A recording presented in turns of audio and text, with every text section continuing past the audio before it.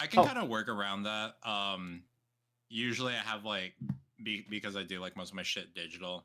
I usually just do specialized shit where it's all like, if I want an FM synth, I'll use like stock FL, like FM synth, or if I want wavetable, I'll just use like fucking Serum. Hello everyone, how we doing tonight? Let me get Twitch up on my phone.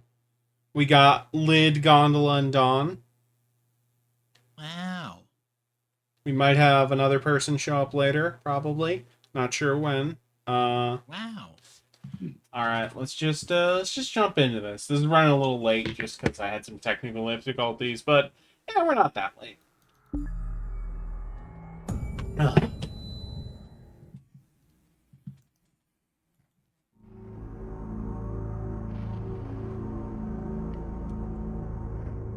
Oh, let me... Forgot to turn the starting soon off, so let me get past the... You know what's crazy, Lid? And Dawn? This is the first time I have streamed a video game that was not... That was either released after the 360/PS3 Wii and was not like some kind of like indie game, small indie game or retro throwback. Yeah. This is the first time I'm playing a, relatively speaking, AAA PS4 and onward game on stream. That's not Fortnite, of course. A AAA game more recent than Arkham Asylum. Hello. I would count Kirby's Return to Dreamland and Stick of Truth on that as well.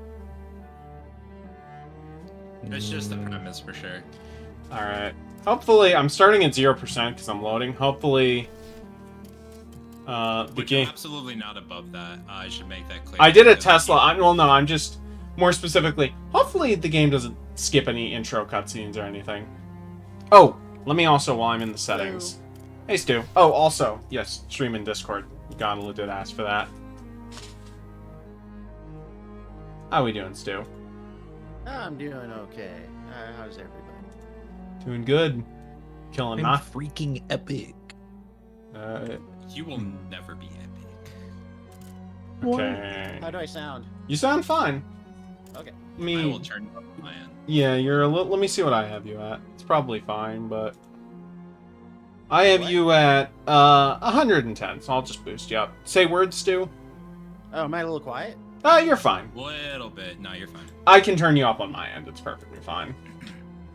No, I've just been trying to dial in a good sound without blowing out the mic, without being like just like. I got you where you're perfect on my end, so I would not change anything for the rest. Okay, let's see. Where are subtitles? Oh, that's audio, not graphics. Subtitles foreign only. Fuck that. Everything. I'm spoiled by doing a custom chain through a USB DAC. So. You know what? I disappointed isn't in the option settings for this. Subtitles to only the English stuff, so you have no idea what any of the German-speaking characters are saying. I would simply learn German. I don't think I'll do that. Nobody should be doing that. You have done that, haven't you, Gondola? Yeah. Oh, man. Spreche die Deutsch. We're just gonna be playing on medium because, you know, it's a stream. Das ist nicht gut. I've also never... So I beat New Order. I played it in, like, 2017. And that game, when you're 19 and on left Twitter, that game really fucking, like, clicks with you in ways. And I have not played any of the other Machine Games Wolfenstein because I had a crappy PC for a while, so I couldn't. And then also... And then I've been busy with other games since then, so I'm excited to get back in and play this. I think the exact era and headspace they were in. So, for context of what this is, Wolfenstein: The New Order was a game that came out in 2014 and was about Nazis taking over in alternate 1960s Europe and dominating the entire world. This is the prequel, right? Prequel game to that, where it's like, let's have some fun in the actual World War II with these versions of these characters and setting. Nobody told me. So there is... General Death Set is So there is a lot of, man, it'd be really bad if the Germans win the war in this. Is keeping the folder mentioned in your mission briefing at our base of operations, Castle Wolfenstein. This folder contains the location of Death Set's compound. We don't have this on the heist, obviously. I might turn some stuff off. Oh wait, there's something else I want to do in the options when I get a second. Checkpoint. Remember your cover. Commander Franz, Nazi bastard from the SS in Frankfurt. Axis victory scenarios are like totally fine for Pulp Fiction or like weird stuff, but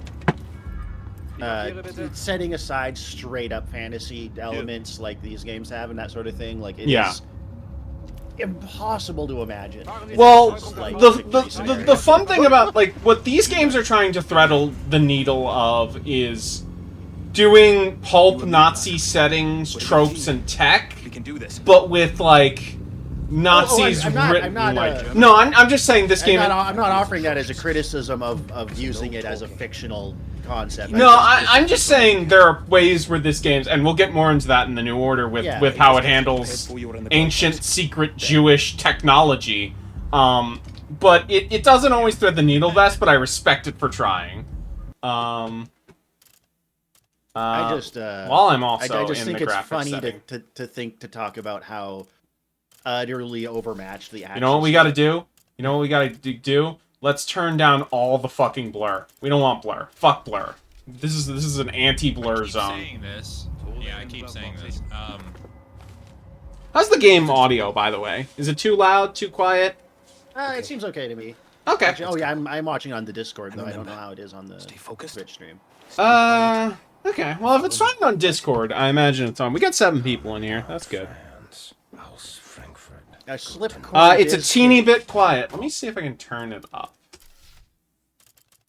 Well, you're certainly not straining your CPU, so. The master volume is at max. Do I have it? The voice volume isn't though, so you could, and that's probably like the main thing people want to hear clearly is the voices. True. So you turn that up a bit. I just want to see. Yeah, I have it at max, so I guess. All right, yeah, we'll turn it up to like here. Now, fortunately, you do have subtitles, so it doesn't matter that much if we're talking over stuff, but.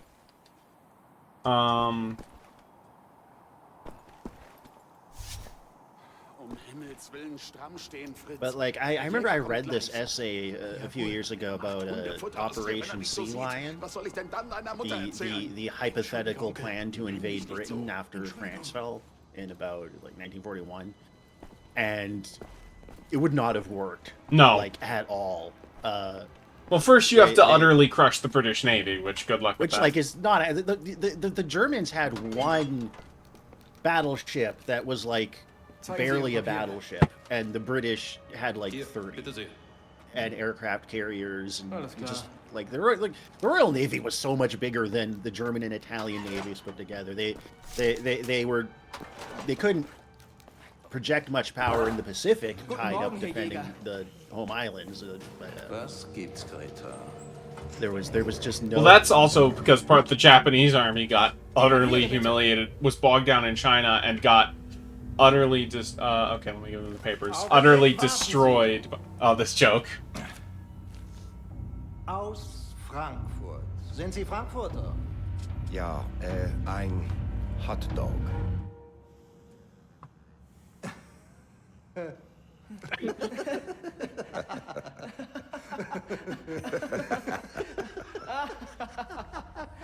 You know, the more that I'm looking at his face, the more that I realize that if he was born 40 years later, he definitely would have invented hardstyle. You know what these games need?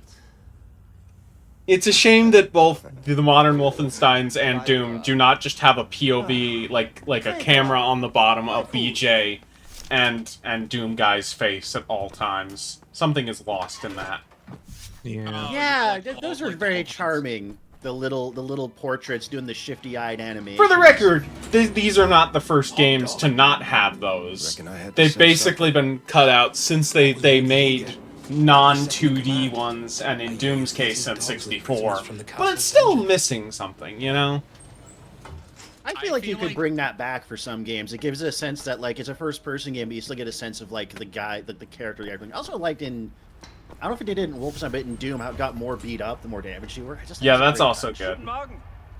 Yeah, yeah. On top of just like introducing like nice amount of character to your usual amount of like mazy, like dungeon crawler combat, is that like it communicated information. Now, Doom and Quake especially. Well, Return to Castle Wolfenstein did have cable cars, but you're unable to think of cable cars without Half-Life. It's just rule. It's the law of video games. Yeah, I love on the rail sections. I feel like there was an era in the early 2000s, like the PS2 era. There was a lot of cable cars in games. I felt like. Well, yeah, a lot of people played Half-Life. I'm gonna turn Dawn up a little bit. Oh, I had Dawn. No, but like mountain cable cars, like outdoor cable cars. Yeah, so like Half-Life isn't actually a cable car. It's a inverted monorail. Ah, true. I think it was just it's a wire car. I think it was just the concept of having like an on the rail section, usually for environmental. Yeah, it was a way to keep the player in one spot and show them a bunch of stuff without having to like make hitboxes for all of it. Or to snipe from. Anyway, I hear game audio, but I see all I see is the pause screen. Oh, that's because I alt tabbed out. Let me.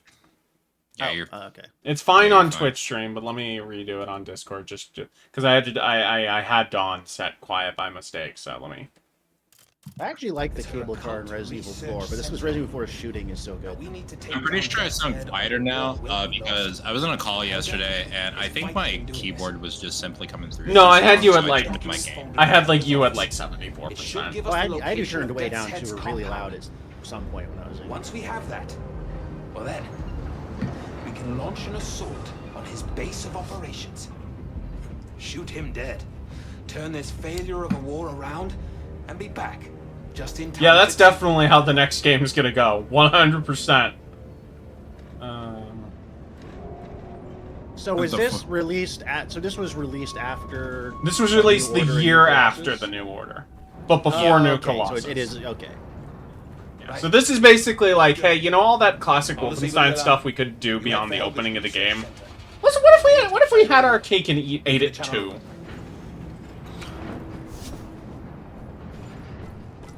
You can roughly think of it as like an ODST analog. Or Reach. No. Well, I guess as a prequel, sure. Whatever.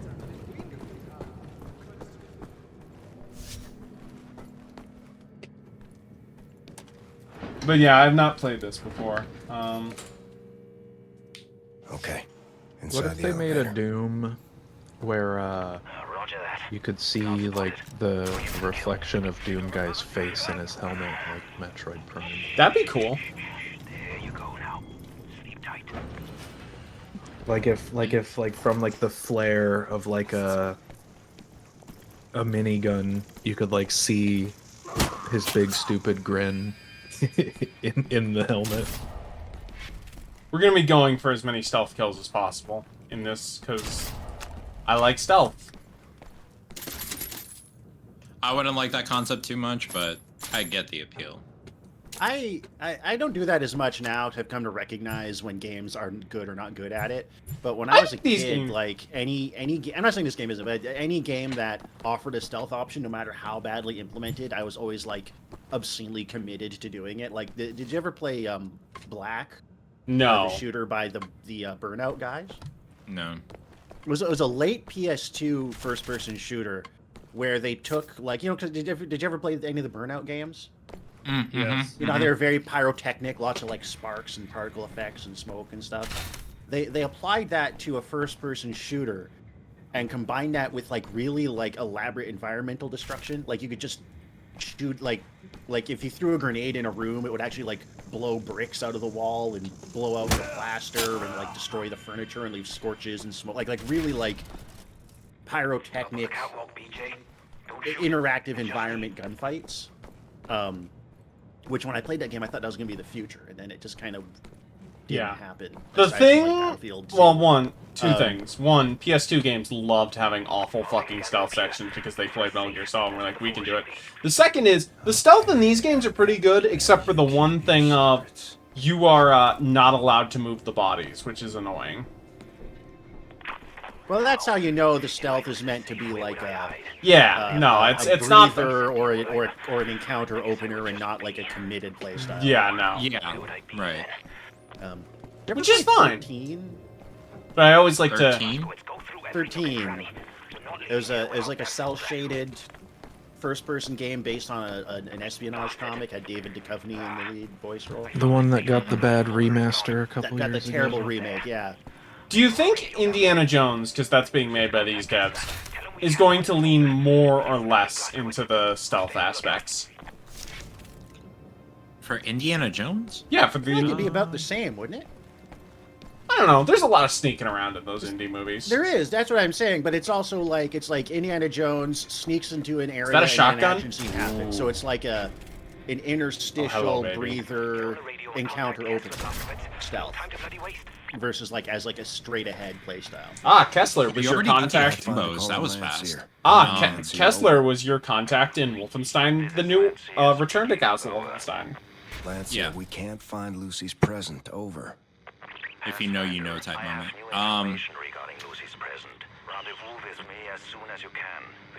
I think with different pacing, sure, I can believe it might have roughly the same amount of stealth as, particularly this game, maybe not New Order. Working on it. Where are they? I see this motherfucker. Because New Order, the beginning and part of the middle had a decent amount of stealth. Not really so much towards the end. Where's...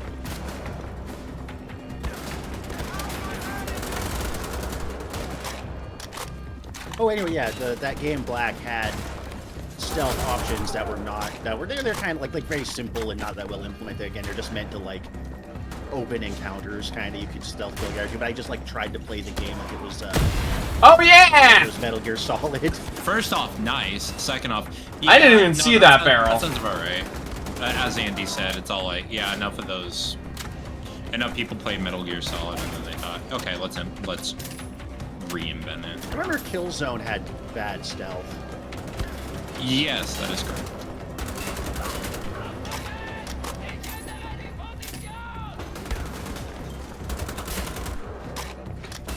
Which is funny because the Killzone devs moved on to Horizon, and then obviously Horizon which also has bad stealth. Oh, is it bad there too? Oh, that's good. It is.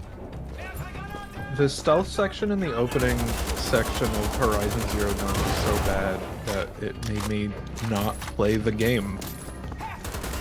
Let's go.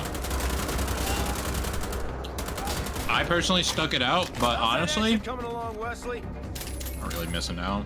You know what? That Decima engine, though, in the hands of Koji Pro, Death Stranding looks beautiful and is pretty well optimized. What button? That's... Oh, it's 6. Why is shotgun 6? Could run that game at a smooth 60 on, high, medium, high. Oh, can you play this combat rooms? That's Still cool. have a chance.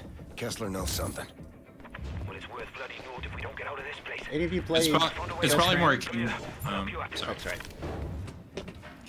I started it. Where is he? But there's too many Meeting games. Kessler in the village tavern. See, I would agree. I keep going back to Quake 1 and Quake 2 and Doom 2 WADs. Yeah. You know what? I didn't play that many first-person shooters unless they were more narrative and kind of military and grounded.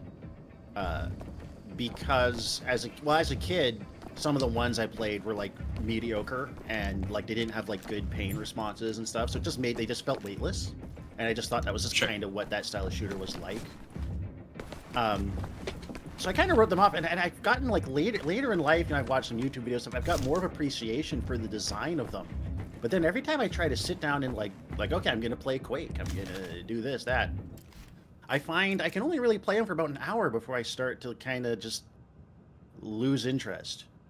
And it's not that there's anything wrong with them. I just find I can't, some games hook you into a state where you just really want to play them, and then some you just keep playing for an hour. Yeah, I'm gonna skim through the notes, but this is not Resident Evil 2. I'm not reading every fucking note. I think it really just not that this is profound or anything, but it depends on exactly what you're getting out of the games. Like, sure. For me, I think it's like on top of growing up with like a fucking XP mostly, is any that armor like left? just playing really dumb ass like games where it's all like the story can be really stupid and cheesy or whatever, but the gameplay loop is so fucking like addictive. It was just the thing that just kind of kept me, because it's not like I was moving up to anything new at the time. See, I didn't have a contemporary PC until I was fuck. an adult. But I play all kinds of games. Oh, this is the opening. I really gravitated. Okay, we're doing this, huh? All right. Strategy games, RPGs, or like action adventure games that had more variety in mechanics or a more methodical pace, you know. And I can respect that, absolutely. You know what's something that's funny?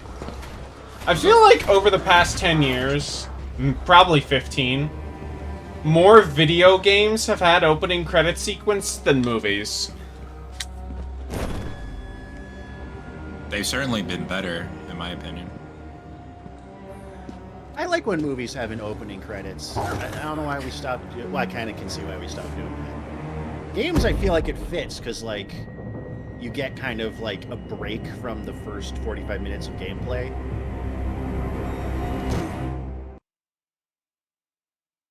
Sure. Part 1. Okay. I wonder if we'll do more than part 1 in this stream. I'm also kind of fine if a game is not necessarily directed like a movie. Yeah, me too. Stu, there's if it's not exceptions, but I generally prefer games to be not trying to imitate film too much directly. Yeah, when games go for that, it's better when they're specific movies. The stylings are specific. Stu, if they're gonna do could you plug the stream real quick if you haven't? Oh yeah, sure. Yep. Thank you. I'm here, Wesley. Good. I'll get us out of here somehow. Yeah, if they're gonna do it, I would prefer like they do what they're trying to imitate well. Like I don't even care if it's cheesy, you know. Just all like if you're gonna be self-aware about it, that's like. Well, I was thinking more like mechanically and structurally. I've kind of there's some games that do it well, but I've kind of lost patience with games that just try to force you into cinematic moments, and they're so like they so tightly puppeteer what you do and how things happen to make sure that you experience them the way they in a cinematic intended way. I'm like very frustrated by that. I want them to be more mechanically dynamic. I think enough of it is exactly how well they actually know how to integrate it, because like some of them will just be like, okay, you have to see this moment and you have to be forced to fucking care about it. I will say this probably works a lot better on controller than it does with triggers than it does with fucking mouse 1 and mouse 2. Oh, this is like a bullet storm QTE. I was gonna say this was in MW2. Oh yeah, I remember that. Yeah, where soap saves you before you infiltrate that one like nope base or whatever the fuck. Also, yeah, no. Imagine fighting him with just the pipes only. Turning off the power maybe shuts them down. Like I've come to really dislike QuickTime events. I just feel like either make this cutscene or like make this like some kind of actual gameplay, but this like middle zone just feels like a. You got lit up. I'm sorry. I did. I could have. My audio sounds a little too loud to the rest of the people in the call. Okay, I can fix that. Hold on 1 second. I think I have my audio set a little high in Discord, so let me just. So overall, I don't like QTEs, but I guess I can see where the charm might come from, especially in enough Gen 7 games. But is it for me? Yeah, like for me, Gen 7's like a real low point. Yeah, game design. A lot of it is like not that there aren't good games, but like, if we were to generalize, like that was when they were at their most. Gen 7 and kind of early Gen 8. was when they're at Oh, their it was- most, like, everything is narrow corridors and tiny rooms, and there is exactly one way to do everything. Or one big empty city. How's this, by the way? Chat. Yeah. Am I? Make no mistake. There's I can go down lower if need be. like I think the amount of for honestly the kind of like Gen 7 games that I like are like there's a lot of them. I feel like most of them are like stealth games, RPGs, or things that came out on Nintendo consoles. But I also have not played a bunch of PS3 stuff that I probably should. So yeah. So I was gonna reference like more of the PS3 stuff, but I mean like even just like I guess like more in a general. Okay, let's do this right now. Definitely wasn't like enough things. Oh, that okay. were You just gotta indicative of contemporary design philosophy of Gen 7. I guess save maybe Bayo. I get a lot more out of Bayo than like say Nier Automata. Oh hell yeah. Bayonetta. Oh, Bayonetta. Oh, okay. I say Bayo because like there's Bayo 1, 2, and now 3, which I've never played. But Yeah, I've never played. I feel Lid like has played 3. I should try like playing a Devil May Cry or something. I really Yeah, I'd say start with 3 if you want to get into Devil May Cry. Yeah. Not 2. I know that. Yeah, not 2. Not 2. We don't talk, I've seen that stream. That is a we don't talk mess of a about game. 2. Like just kindly, we don't talk about 2. But 2 has Best Girl in it. I don't. I'm sorry, I don't care. It's not worth playing the game. For that. Hold on. Also, Wait a minute. You are getting lit up. Haha. Oh, damn it. I should have grabbed the minigun first. It's good. I think because he was walking towards you anyways, it's not like you could even do the peak fire bullshit. Yeah.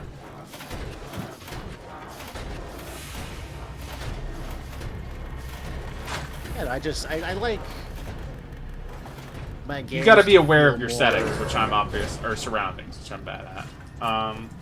Mechanically integrated and less like I'm being walked through, hitting my mark and saying my line. You know Right, what I mean? it- Even it- if it that's feels- what you are. It's X-Labs. No, you're so correct in that like it feels like you're doing more of a chore rather than like, oh, this is a thing that I have to do and actually want to do. Yeah, like I'm just making sure the developer's intended movie plays out the way they want it. And then if I at any point go off script, I just get my hand slapped or I just get shunted to where they want me to be, and I really hate that. Is Gondola still here, or did he leave? But does DMC2 have Best White? I will say, that is a very good design for Dante. That DMC2 coat. Does that work? Nope. Okay. No, I think you just got to do the same thing. Yeah, I figured, but I figured it was worth checking. I like that it is an option. It's all like, well, worth a shot type shit. No, actually. You might not be hitting proper weak point type thing. This seems like a really poorly thought out power armor system. Well, it's 1940s, you know. Yeah, which would, but I mean, this is like one of those things where it's like I would just simply not. Don't worry, not they use don't the have power the armor. Well, that's because in the first game in the New Order they don't have the big stupid fucking cables. So I assume these are the shitty prototypes he gave to his rivals. No. And stayed. I think, yeah. There's at least. I haven't looked into the lore that much, so I wouldn't know. But like, this would make perfect sense, honestly. No, I kind of figured. It's conceptually funny, especially because like. And I imagine later in the game we will probably deal with these assholes without the cables as like here you go, have fun. Because it is a very like.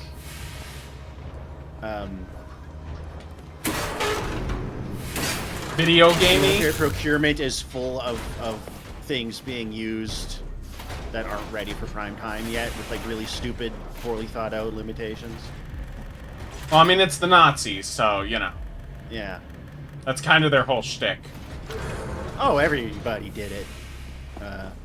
Well, yeah, but I mean, are you aware with how their tank division worked? Yeah. Oh no. Oh yes. Oh, I'm aware.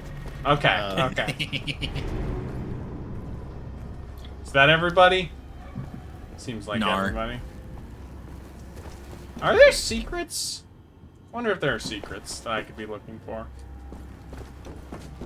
Oh God, I don't even remember. Okay. Yeah, I think there are, but I don't know if there are any so here. It's been too long since I played Old Blood that I couldn't confidently tell you, to be honest. Yeah, I wonder if there are any of the retro throwback levels.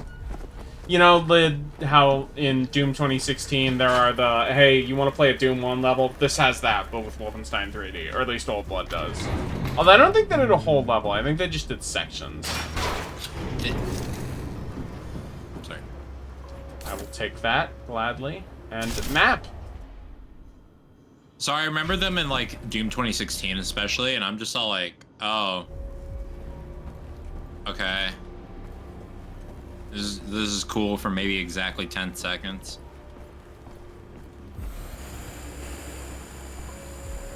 Oh. If you like Good Boys, sorry. The Good Boys are owned by the Nazis.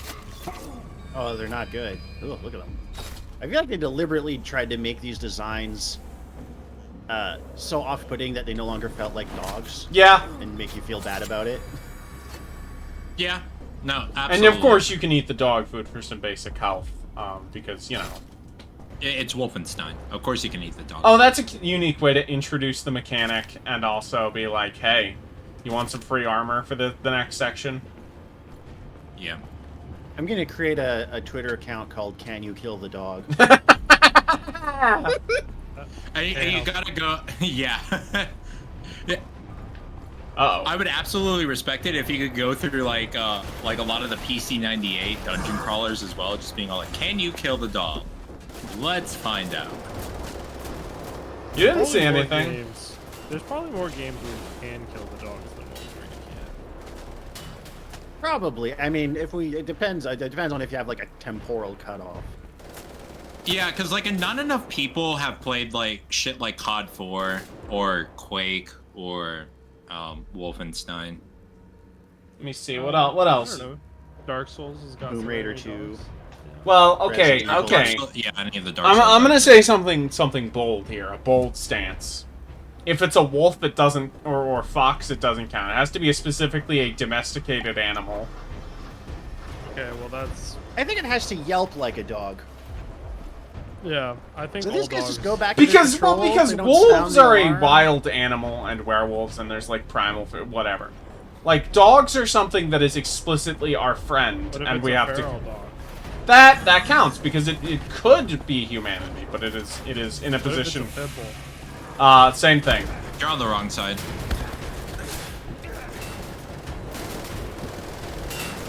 You might be able to cheese this. No, I'm gonna run back. Never mind. Turn around. Oh, there's still a cable here. I gotta. Turn around and die. Oh, this is electrified, so I can't even go back. I don't know. It's also sick of like minimalistic HUDs. I mean, there's some games where it's appropriate. Like this was, to be fair, this was 2015, so this was at the start of minimalistic HUDs. This was still when it was a big. Nope. Oh, again, I'm not really. I'm just using a jumping off point just to talk about trends in games. Oh, that's right. We can lean in this game. Oh, nice. I'm just tired well, okay, of, it's not like every game just its UI just being kind of like minimally utilitarian and not having a lot of personality. It's not like Thief where like you have the left and button. It's you have forward, up, down, left and right for leaning, but with one lean button, so you hit the direction, which is interesting. So that's how well, Dishonored did yeah, it on console. it's because you controllers only have so many buttons. You can't take all of them. Also, I think it's more intuitive than like say like early iterations. Like I remember IW4X on like PC. They try to like implement lean into MW2 for PC mod, and like it's you know, completely different binds, and it just kind of feels alien to the game already. To a game. Which one did I shut off? Okay, so I shut happen. off this one.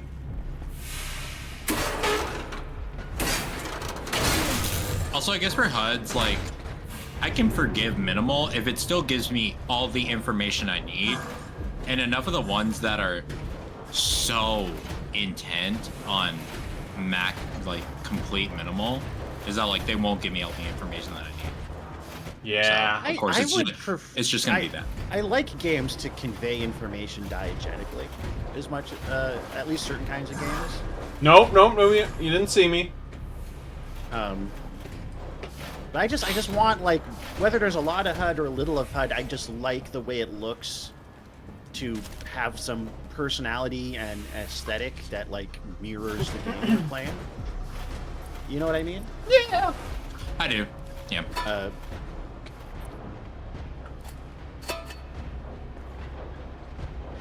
Nope.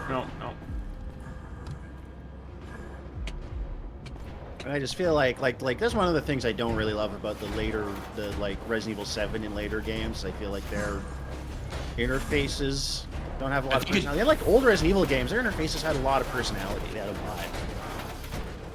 I think enough of that definitely got lost along the lines of Gen 7, for sure. Oh yeah.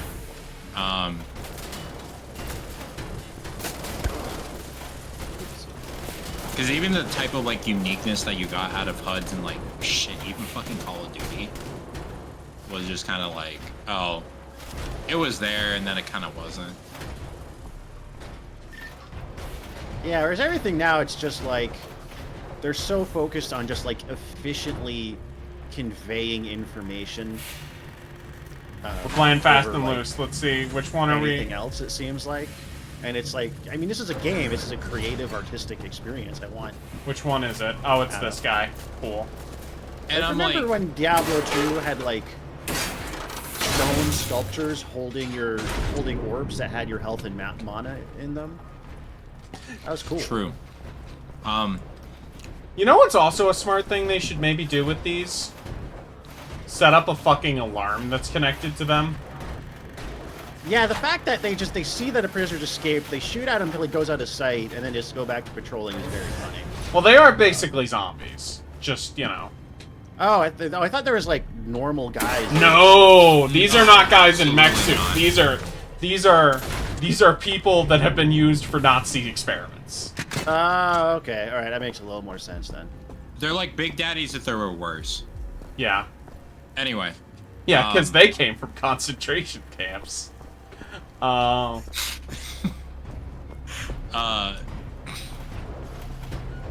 what was I saying?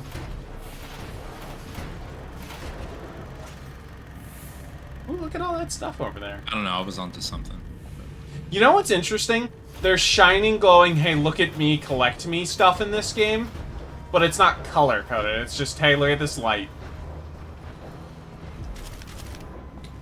I think that was also like that was a remnant from Gen 7 where like as they moved on to I guess better graphics but like I guess lower color palettes for like realism's sake or whatever is that like eventually people are all like, hey, so I can't see shit, I want to see shit. The first iteration of that the Resident Evil remake in 2002 did that with its items, just like a little flash. It's more subtle than it is in this game a little bit, but just like so you can tell them apart from the pre-rendered backgrounds clearly. It was like like a little shimmer on them. Yeah. So that's the first place I remember. Well, that's part of that is also, Stu, every single GameCube game in the world has to be shiny. I don't know if you knew this. I just and I'm always torn between like there is secrets. Making a game legible, but then just like having all of these things. I don't really like floating button prompts either, or at least ones that are just like the picture of the button or a diagram of the controller. Depends on how you use it, I think. I like the with the 4 circles. Ooh. And you make the circle of the button you need to press different. Yeah, I don't See, I don't mind an indicator telling you what you can interact with if it's like integrated. Oh, come on! In an interesting way. But I don't like just seeing a big press A or press B in a game. Press F to pay respects. Or that. Is that not how I'm supposed to do that, or am I missing something, or? Can you move the crates? I guess no. No, Yeah, you I think you're probably supposed to be. I think it's a secret or yeah, an optional thing. Definitely I think it's just a tricky jump. At least I'm not losing. I want to say it's a secret because that would be definitely within Intech passion. Yeah, no, the gold is the secret commodity. That's what that is. I don't think these would be here if you weren't supposed to be able to make that jump. There we go. I wonder if we're even supposed to jump because the ceiling solar is just supposed to sprint off. You could also circle strafe. I'm kidding. This game doesn't have good enough movement for that to be relevant.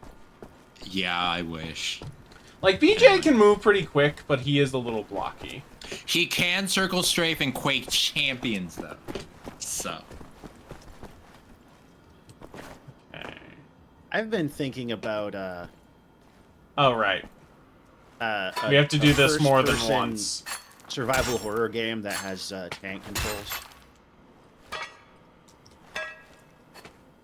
Like, you rotate, you don't strafe. Oh, that could be interesting. And then when you aim, because you rotate with the controllers, when you aim and look around, you're like, not like your reticle isn't. I could have just. Oh, I was wondering if that was just gonna loop you back somewhere. Lol. We need to come up with. You know what? I'm cool. I did it the hard way and got away with it. We need to come up with believable diegetic excuses for new first-person games to control like 90s first-person games. Do you think we'll ever get? I just think it would suit the like having a horror game that has like conventional first-person movement, or I would say like maybe like a survival horror game specifically, feels weird because you're just like too agile. Like you can't just like run sideways, you know. Like that. I feel like I should be able to. That's literally everything.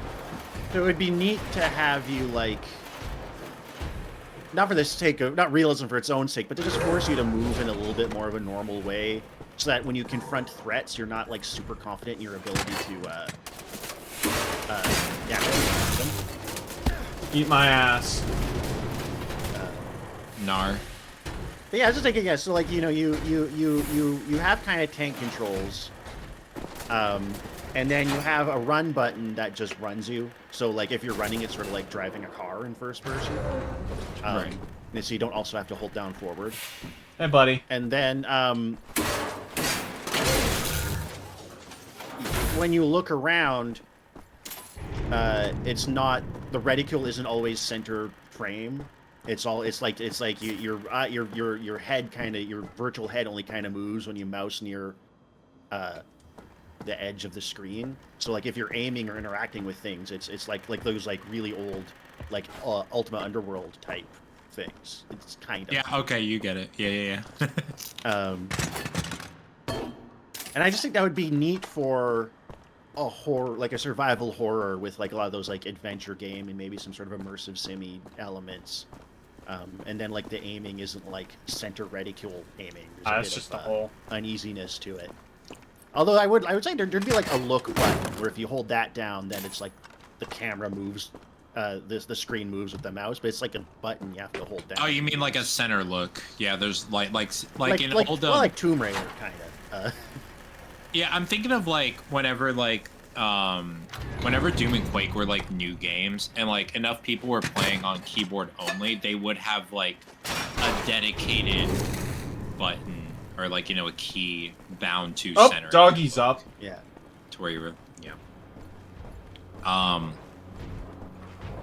if nothing else, I think it would give like enough more respect to stealth action, to which like I just kind of feel like is incredibly absent, to where it's all like, it's not like I hate stealth in games, but just like I just see enough of the times that it's just not done very well. Yeah. Yeah, it's very like it's like shorthand stealth, where there's like it's like a little simple puzzle where it's like, okay, I'm supposed to go here, then do this, and it's there's not like it's not like mechanically dynamic. It's all just gillies in the mist from COD 4. You just again you hit your mark. Yeah. Like it's a section, if anything. Yeah. And like as much as I personally like Payday 2, I don't like the stealth in that game, just even conceptually. And there's enough missions in that game where it just straight up tells you stealth is an option. And to me, that suggests, okay, so I'm just going to put on a fucking juggernaut suit and disregard this. Yeah, no. Yeah, I see stealth as an option, and it's like, ooh. If you're gonna have stealth in your games, you actually have to make it work mechanically and make it an entirely satisfying playstyle on its own. That's true. I will agree with that. But I also appreciate the sort of fun challenge of like, well, I don't have to stealth through this, but I feel real smart if I do. Yeah, but again, that requires the stealth mechanics to be like engaging and well thought out, and not just like a mini game or a scripted. Yeah. And most likely that requires it to be the forethought rather than a side or afterthought. Yeah.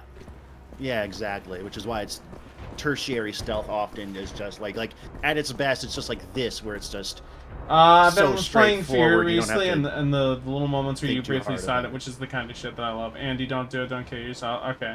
If you're not gonna bother making stealth a thing, at least let me drop on guys at the base. Sorry, I wanted to read chat. Well, I would say like basic line of sight detection is not necessarily a stealth mechanic. It's just guys behaving in a coherent way. That does. But I really like stealth gameplay because when it's done well, there's tension because you're vulnerable, and it's kind of methodical and makes you think. Like you it's sort of tactical. And I like how this game has regenerating health, where basically it's your shield works like normal shields, but your health basically hits like milestones. So like your health to regen unless you go below 80, then it won't regen above 80 and so forth. It's like regen for blocks of 20. Like Far Cry 2. Yes. Probably. Yeah, and they did actually implement that same mechanic into Quake Champs, where like they did the sections into 25, but like basically if you're in between them, it'll, over time, if you're out of combat, you will regen back up to the nearest block. Oh, look at that blue fucking circle that's invisible through walls. That's funny. Video games. You know what? Here's another thing I'm sick of: floating waypoint markers. Or really just anything pointing at your objective like that. Sick of it. We need to go back to having a big arrow at the top of the screen. A big 3D arrow. Yeah, like you know why that went away, Lid? You know why that went away? Because doesn't Sega have a patent on it or Specifically, they sued Simpsons, the Simpsons from Road Rash, making the Simpsons Road Rash game, which was too similar to Crazy. They had to recall that game. Because they lost in court. That's so cool. Fucking lol. That game rocked, by the way. Yeah. I don't know if I'll stream that. I definitely want to stream Hit and Run someday. I played Simpsons Road Rage for probably hours as a kid. I mean, it's not a bad Crazy Taxi clone. It's good. Yeah, it's got I'm just sick of games being designed like for people who aren't trying very hard and aren't paying attention to make sure that floating they never, blue balls. Get lost or confused for even 5 seconds. It's the bar. It's up. Get blue balls. First off, some of y'all. Second off, that's a reference for something. But so Lid, do you want to talk about the big news this week? What was the big news this week? Xbox. Xbox. Well, Lid, I want to get your perspective. You bought a Series X. I sure did. Why the fuck did you do that? Lid, would you like because it was 2022. I didn't feel like upgrading my computer, and I knew, you know, less stutter struggle, as they say. I knew that to a certain degree upgrading my computer wouldn't even really matter for a lot of games. So I was like, you know, I should probably get one of these newfangled consoles so I can know that I can play, like... I don't follow the jumping logic there. AAA stuff, without the stutters. About that. And you couldn't get a PS5 unless you wanted to, you know, do well, the Microsoft fucking weird shit. Did anyone else ever like try this? The PS5's only got like one exclusive, anyways. The PS5 has one game versus the PS3 having no games. That's true. I think the PS5 is definitely by the end of the year, maybe partially it's the exclusive part of his next-gen titles, has enough stuff is finally starting to get enough stuff you can't play on PS4 that it's like, maybe you should probably upgrade around now. You can't play Silent Hill Short Message on PC, so... Verilus, I know that's a Get Blue Spheres reference. In the beta for Sonic 3, it said Get Blue Balls, and they had to be told, oh, you can't have that. You can't say that. They should. I wish this would like that, would have been so good if it was like 15 years ago and they didn't have someone to tell them that was a. I mean, yes, but you also have to remember, this was 2 weeks after the ESRB was created, essentially. So, and Sega was in a ton of hot water with U.S. government, so putting that in wouldn't be a great move for their kids' game. The PS6... I thought this was something that happened recently that you were describing. No, this was 1994. Oh. You know, I feel like this segment with these suit guys is really wearing out its welcome. I feel like we're pretty close to the end of that, but I could be wrong. Yeah, it's like... I feel like there's gotta be a way to, like, machine gun them, because they keep giving them to me, and... Probably, but it seems difficult. Unless you can shoot the cable. Can you shoot it? Oh, it sparks where it meets the thing. It looks like you can damage it. Yeah, okay, you can. So I pointed it out earlier whenever you lost that initial battle. Okay, yeah, so this is... The MG, is that, like, I imagined that it was a weak point thing, and it is. So. I mean, to be fair, I would probably be stealthing this anyway, but you're right, we could be speeding this up a little bit. Oh, I'm not criticizing your gameplay, I'm just saying design-wise, it's like, it's one thing in a game where they have, like, a little gimmick, but then once you've figured out the gimmick, they just keep doing it and keep doing it and keep doing it, and it's like, there's no new... Why are there 213 here? Bullets in all of them? This looks like a secret. Oh. Maybe I come back later? I don't know. Might loop on itself, yeah. I mean, you can iterate on a gimmick in a nice way, but a lot of games, like, it's like they put so much effort into the gimmick, they make you do more of it. Also, I have the music from that bonus stuck in my head. Like Tetris, for example. You know what's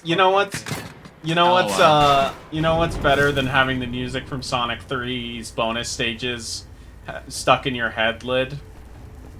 What? You know what's even better than having the Sonic 3 special stage theme stuck in your head, Lid? Having the fucking Sonic Mania Totino's remix of that song stuck in your head. Oh, no. Yes.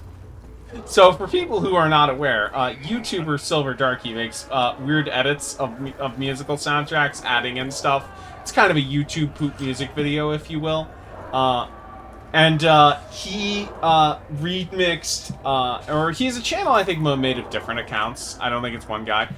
They did an entire version of Sonic Mania's soundtrack using clips and bits and pieces of the Tim and Eric Totino's song in making every single song in the game a remix of that. This is because in the 2016 where the 2016 Sonic 25th anniversary event, where they showed the game off, they stopped halfway through the event to have an ad for a Totino's product. It was a nightmare. I might stream that mod. There's also a mod that lets you play it through with that soundtrack in the game, and I might stream it someday. We shall see. Do you think Sony's going to fair? I mean, the PS5's not like. I will say this. I think there's no way they go out this gen. I think they would have to fuck up the PS6, and to the point where they are not doing a PS7. You know what I mean? Like, I think Sony has a buffer, and I think they have they have enough successful things where it's like, okay.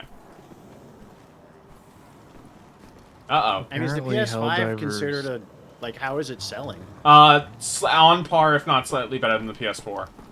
Alright, that's fine. God damn it. I meant to stealth kill. Oh well. It is funny that I just bonked him on the head. I didn't even mean to do that. Okay.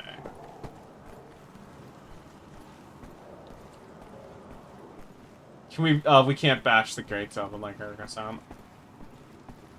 Oh, there's like I think there's like an underground tunnel thing going on here.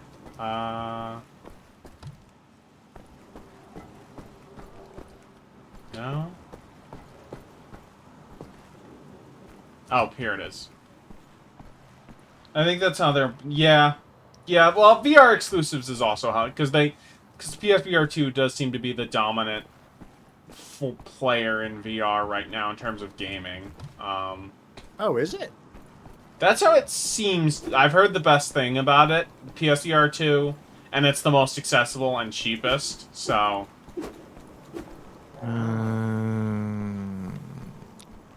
Quest. My parents have Quests. Although I don't know if they once did novelty of Beat Saber wore off. I don't know if they've really used them very much. Which is kind of what I thought would happen. It was giving me strong Nintendo Wii vibes that way. Hardly, there just like seem like there aren't a lot of there's not many like great VR games that are more than like kind of interesting novelties that you get over. I brought it up, but I did not talk about it and address it. So Microsoft. So it turns out at the start of this week, there were rumors going around for a few weeks now that Hi-Fi Rush was going to come to PS4 event and Switch. Then it turns out Indiana Jones, then Starfield, then everything. So it seems like Microsoft is just giving up and going third party because they bit off more they could chew with Activision and figure we need to recoup some of the, I believe, $68 billion we invested into the gaming division of Microsoft. So Phil Spencer, now this has not been confirmed, this is still rumors, but Phil Spencer said, hey, we're gonna have a big event talking about this next week and explaining what's going on. Which, if he didn't outright dismiss the rumors, means at least some of this shit's true. It also seems like the CEO...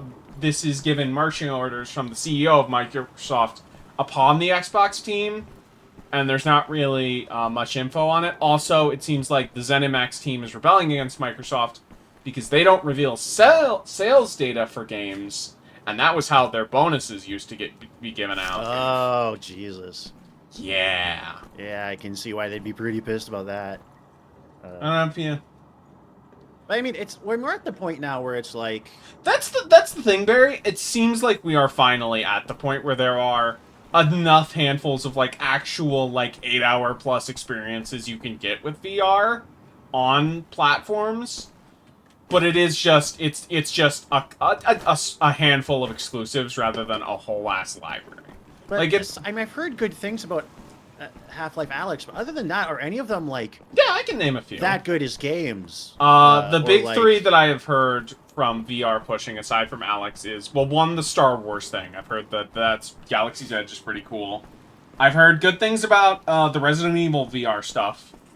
And games like Pistol Whip and Puzzling Places, I have heard nothing but great things about from the people who play them. So it seems like there is enough VR stuff that's not tech demos, but it is, again, it's still a relatively small playing field. And it is also the fact that you have to spend $1,000 to get in. Yeah, if you don't. It's not just that an individual headset is extremely expensive. It's also that there's so many games that are exclusive to specific platforms. Yeah. That's kind of... Yeah. My experience with VR, and this is the thing that makes me skeptical of it, even if there are some good VR games, at least as like a home thing.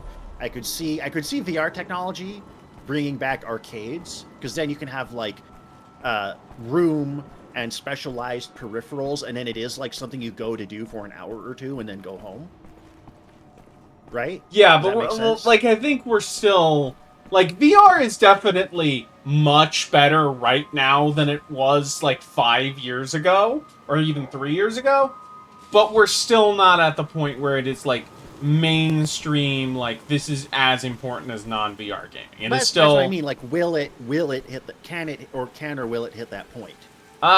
Depends on how much the price goes down in the future. Well, no, but I mean, there's problems other than the price. That's true, right? Yeah. There's also development interest. Even though the PSVR 2 exists, you cannot play PSVR 1 games on it, which is weird because all normal PS4 you can play PSVR 1.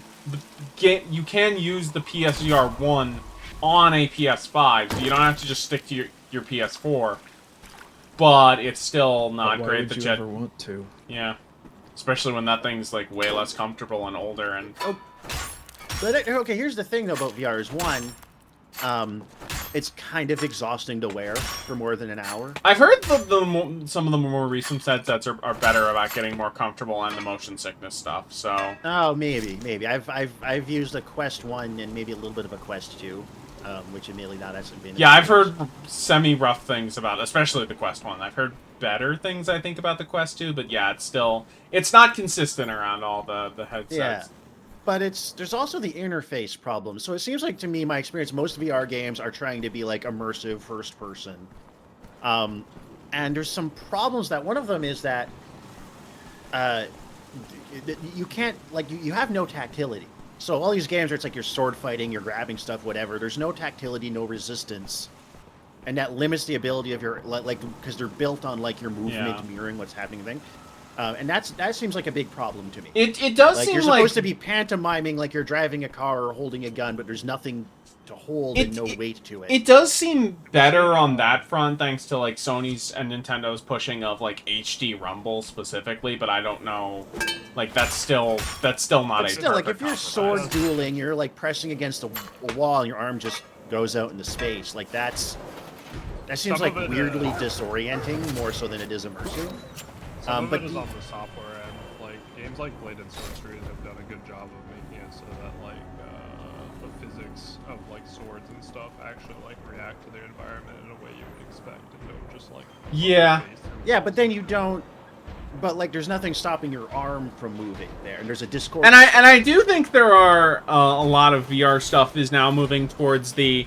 Hey, you're sitting at a table or looking from a fixed angle and, like, interacting. It's not, like, specifically first-person perspective. That's good. That seems like... I feel like the first-person total immersion... Yeah, no. Is kind of a dead end. I would love to see what Civilization VR looks like.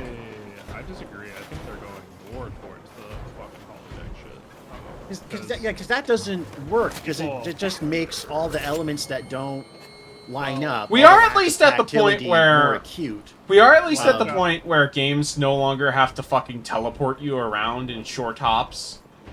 Oh, I'm glad they're so the reason though is because people have gotten more used to VR. Like, they're getting used to it, and so they're more willing to put up with, like, maybe locomotion that would have had the first generation of VR players vomiting in their headsets. So I would say, like, I'd say there's, like, more of that shit now because people are, like, more used to more nauseating forms of locomotion because they've been playing VR a lot. But to Andy's point, the haptic feedback does help, like, a lot in terms of immersion. Yeah, maybe it's enough. Maybe I'm wrong. I haven't done one with haptic feedback. But I know the Valve Index has like some crazy haptic feedback. Like it's like Yeah, because that's haptics around your head as well. So yeah, it has haptics like everywhere.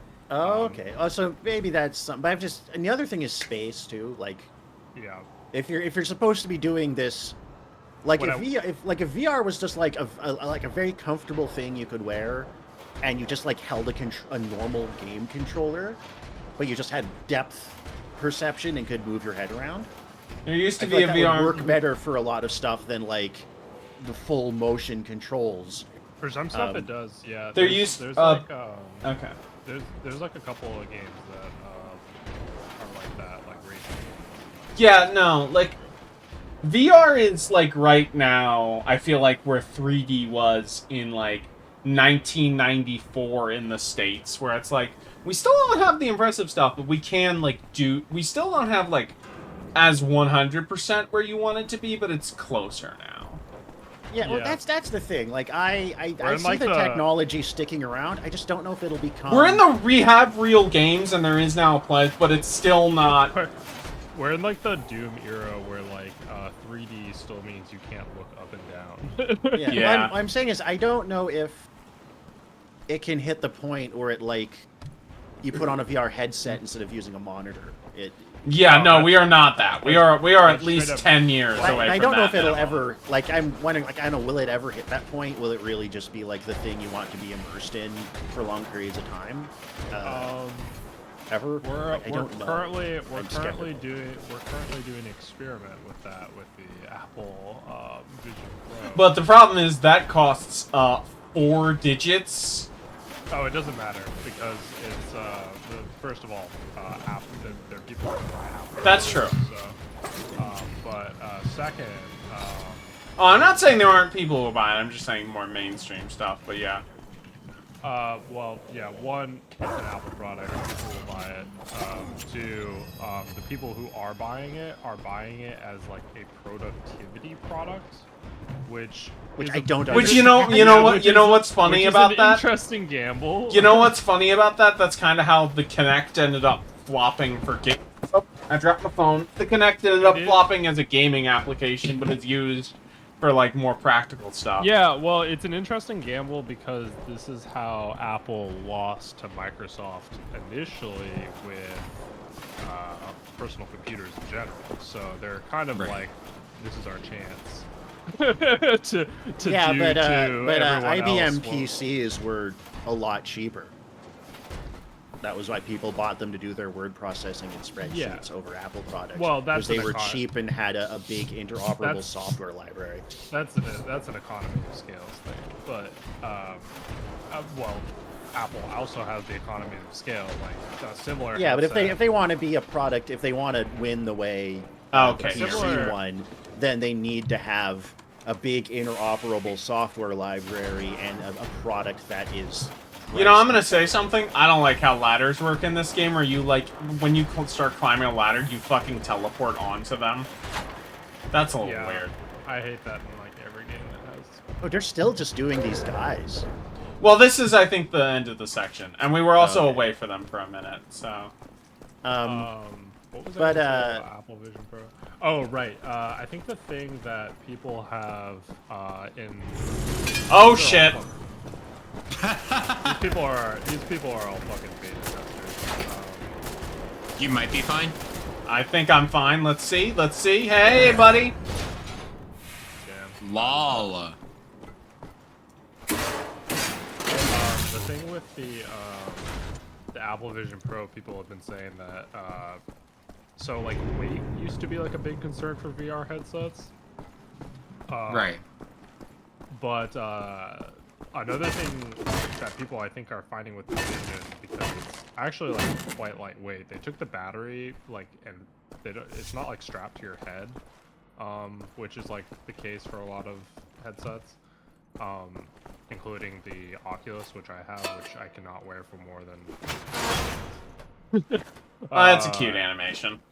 I like how the pipe has dual wielding and like big club mode. That's fun. With the Apple Vision Pro, people are saying they're getting eye strain, which I do not know that there is really a solution to. It's just like Yeah, it's all that shit is so close to your face. That's another thing I don't know if there's any answer to for VR. I do not know what the answer is because I've definitely had that as a vision impaired person. Fucking with the Oculus is just. Oh hey, the first normal my my eyes get tired for a while, and like after I take it off, it's like. Holy shit! I just need to like.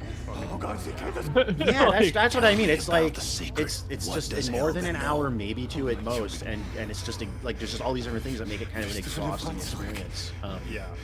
And I don't know if you can fix the fact that you're just putting these things right in front of your eyes, and also like. I really don't know. And I have the like because your eyes don't mistake me for in the illusory 3D. Your eyes focus doesn't change. It's not really. There's no real depth.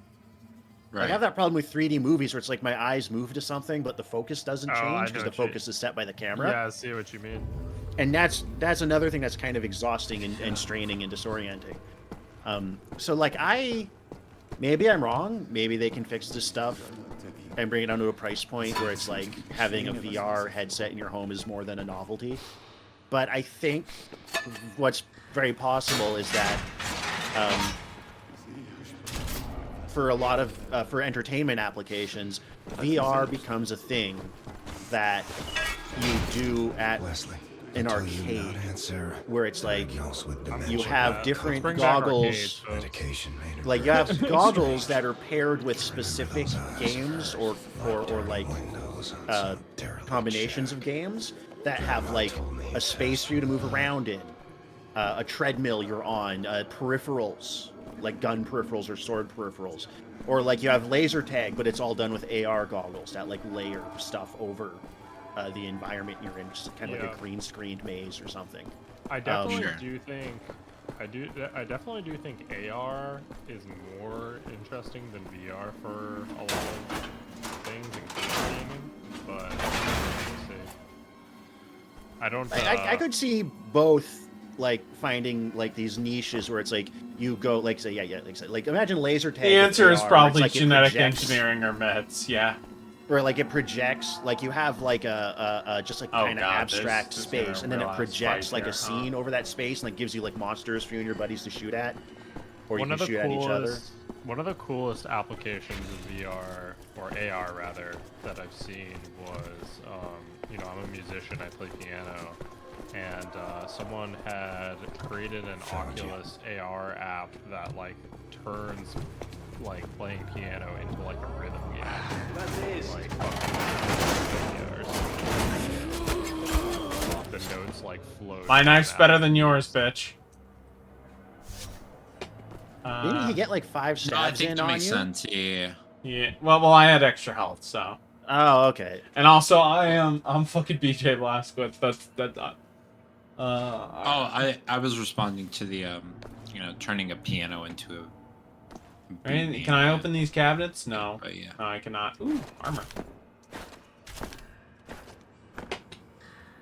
I think it also makes sense if you have like essentially like rhythm maps or like, you know, some sort of like, you know, integrated MIDI. Yeah. Where it's all like where it's like you're able to kind of learn it as you go along and you can backtrack, big thing, whatever. That's kind of what they're going for. I mean, this is like already kind of an app that exists. It's just they integrated it with like VR. Forgot about the giant fucking robot dogs in these games. You can play things like you can play things like Beat Mania or like I forget exactly what the fucking app is, but it's like there's an app called Synthesia that does so Synthesia is the one that I'm thinking of. Yeah. And like, you know, that exists obviously, right? But I think like for some people who are more kinesthetic rather than just simply visual, this might help them more. So. We still have not gotten a real gun yet. That's crazy because I've been out for a minute. Yeah, this like I said, this just it's just a tendency in this style of like linear scripted shooter adventures. Overuse a gimmick. Wow. Although the big dog I like. Yeah, they have a lot. They use those really well. Nope. But yeah, it's like, again, I think it's you put a bunch of effort into like making a thing, so then you're like, well, we need to use it a lot. Well, this is also supposed to be like a shorter, cheaper expansion on the base, because New Order's really good about throwing a bunch of new, interesting levels at you constantly. Whereas yeah, I just feel like just the cabled guys thing just ran a bit longer than it needed to without enough. Oh, I think it's gun time. I think it's time. Oh, maybe the dog was a tease for later. Oh yeah, definitely. Yeah, I think that's they give relatively Oh, that's I right. think that makes it more relatively akin to And there's Rudy Yeager. What do you think? I think that definitely makes it more akin to like ODST in that sense. Yeah. Oh, this was released as an expansion? It wasn't a standalone... It was a standalone game, but it wasn't full price. Oh, okay. I also, like, because I kind of look at it in this way because it's also on the exact same engine that New Order was, in the same way that ODST was on the same engine as, Page 3. So well, it's just, yeah, it is just Halo 3, still. Right. So that's how I'm looking at it, I guess, technically speaking. So... Okay, I didn't know that, but it's just a thing I noticed in this kind of game. Just you know what? I want to see if I can overusing a thing a little bit, running a thing longer than you need to. I find the same thing with a lot of like puzzle boss fights too, where it's like once you solve the boss fight, it's just like okay, do it 3 more times. It's like yeah, that's a lot of Western bosses. Yeah, I'm not gonna say it's a good thing. But I'm also gonna say that, like, I get it. I'm not gonna say, like, I don't get it. Right? Oh, I understand. I just, I am... I understand it, I just disagree. A natural... yeah, I'm a natural-born critic. Can I make that? No, that's more than fine, honestly. Like... I could not. I am for being a hater. Oh, I'm not even being a hater. I'm not like, oh, this game sucks. I'm just like, I just have these. Like the observations are not meant to be like disparaging categorically. They're just. I run into that a lot, right? I make observations about things, and then I find like people around me read like just this kind of like because I make a critical observation, I must like hate a thing. Yeah. Overall. Maybe I use it just differently than everyone else does, where it's all like, I don't know, just like, I notice enough people just kind of label it as such, where it's just all like, having critical thought is equivalent to hater. So yeah, like, okay, yeah, I guess it's like if you like a thing... I guess I'm a hater, and I just adopted that label, and then like, I guess I talk to enough people who are, able, sound-minded to where I bring that up, and it's just like, no... That's just having standards.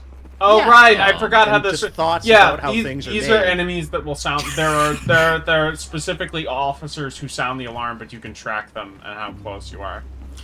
And I've only really noticed that as of recently because like I've talked to somebody else that I highly respect about music, and they're just all like, "Well, that's not really being a hater," and I'm all like, "Okay, well then what would you call that?" Because that's been a thing for fucking years. Where it's just like, okay, I guess I just think about the music that I just listened to for more than like half a second after immediately listening to it, right?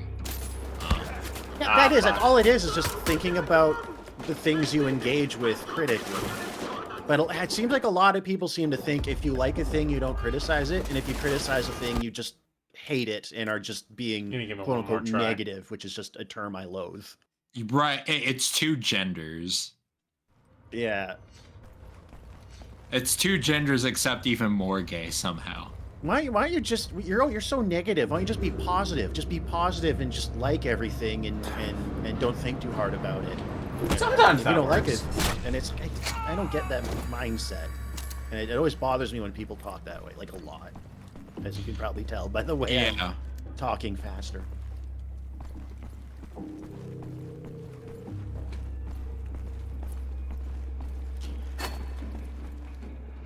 But no, being a hater is like about just like, well, hating, just like straight up hating, but just having a maybe I just gotta like drop that label entirely, because like I've seen enough people that do that, and I'm just like, you know what, shit, fine, fuck it, I'm a hater.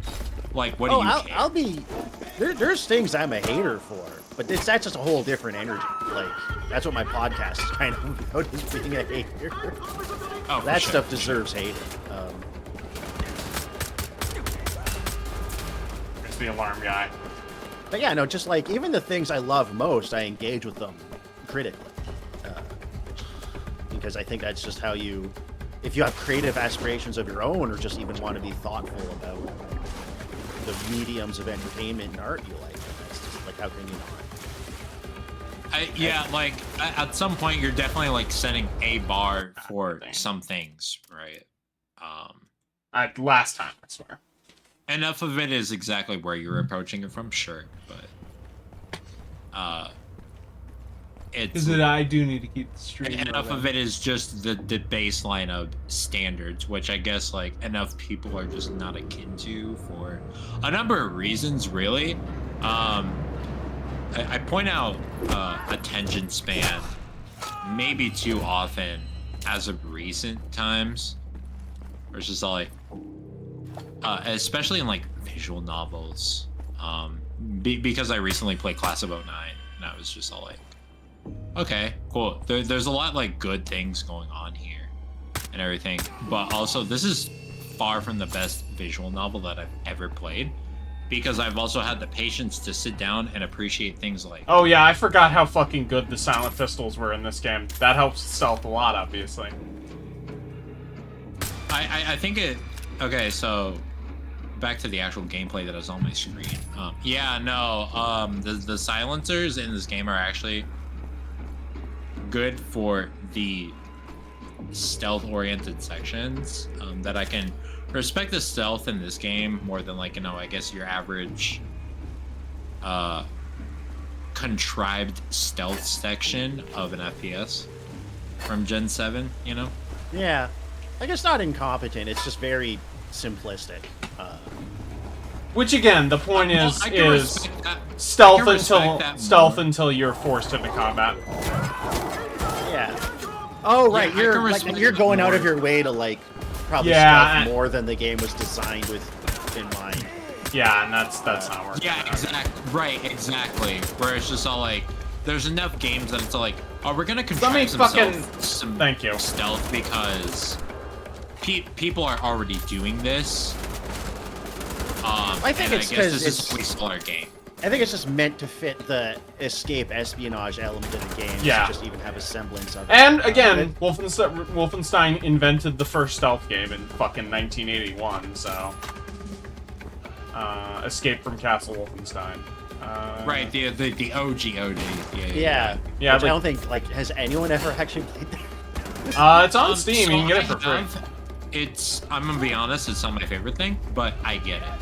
It seems very I cool. It was probably like a pretty, like, it's a prototype of a concept from the very early days of the intermedia. Where are they?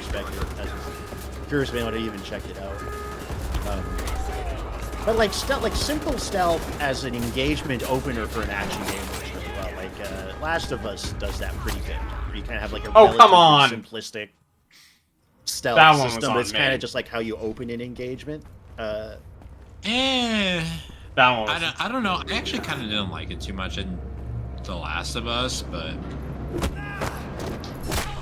yeah, we're gonna. Which, I mean, Last of Us is like kind of like a good but very, very conventional AAA game to me. So I have like kind of mixed feelings about it. But I thought that was one thing for what it was doing, the way it did like simple stealth as an engagement opener worked reasonably well. Look at doing. It was just so to me in that aspect. So what? It was so like average. Okay. How I should put it, but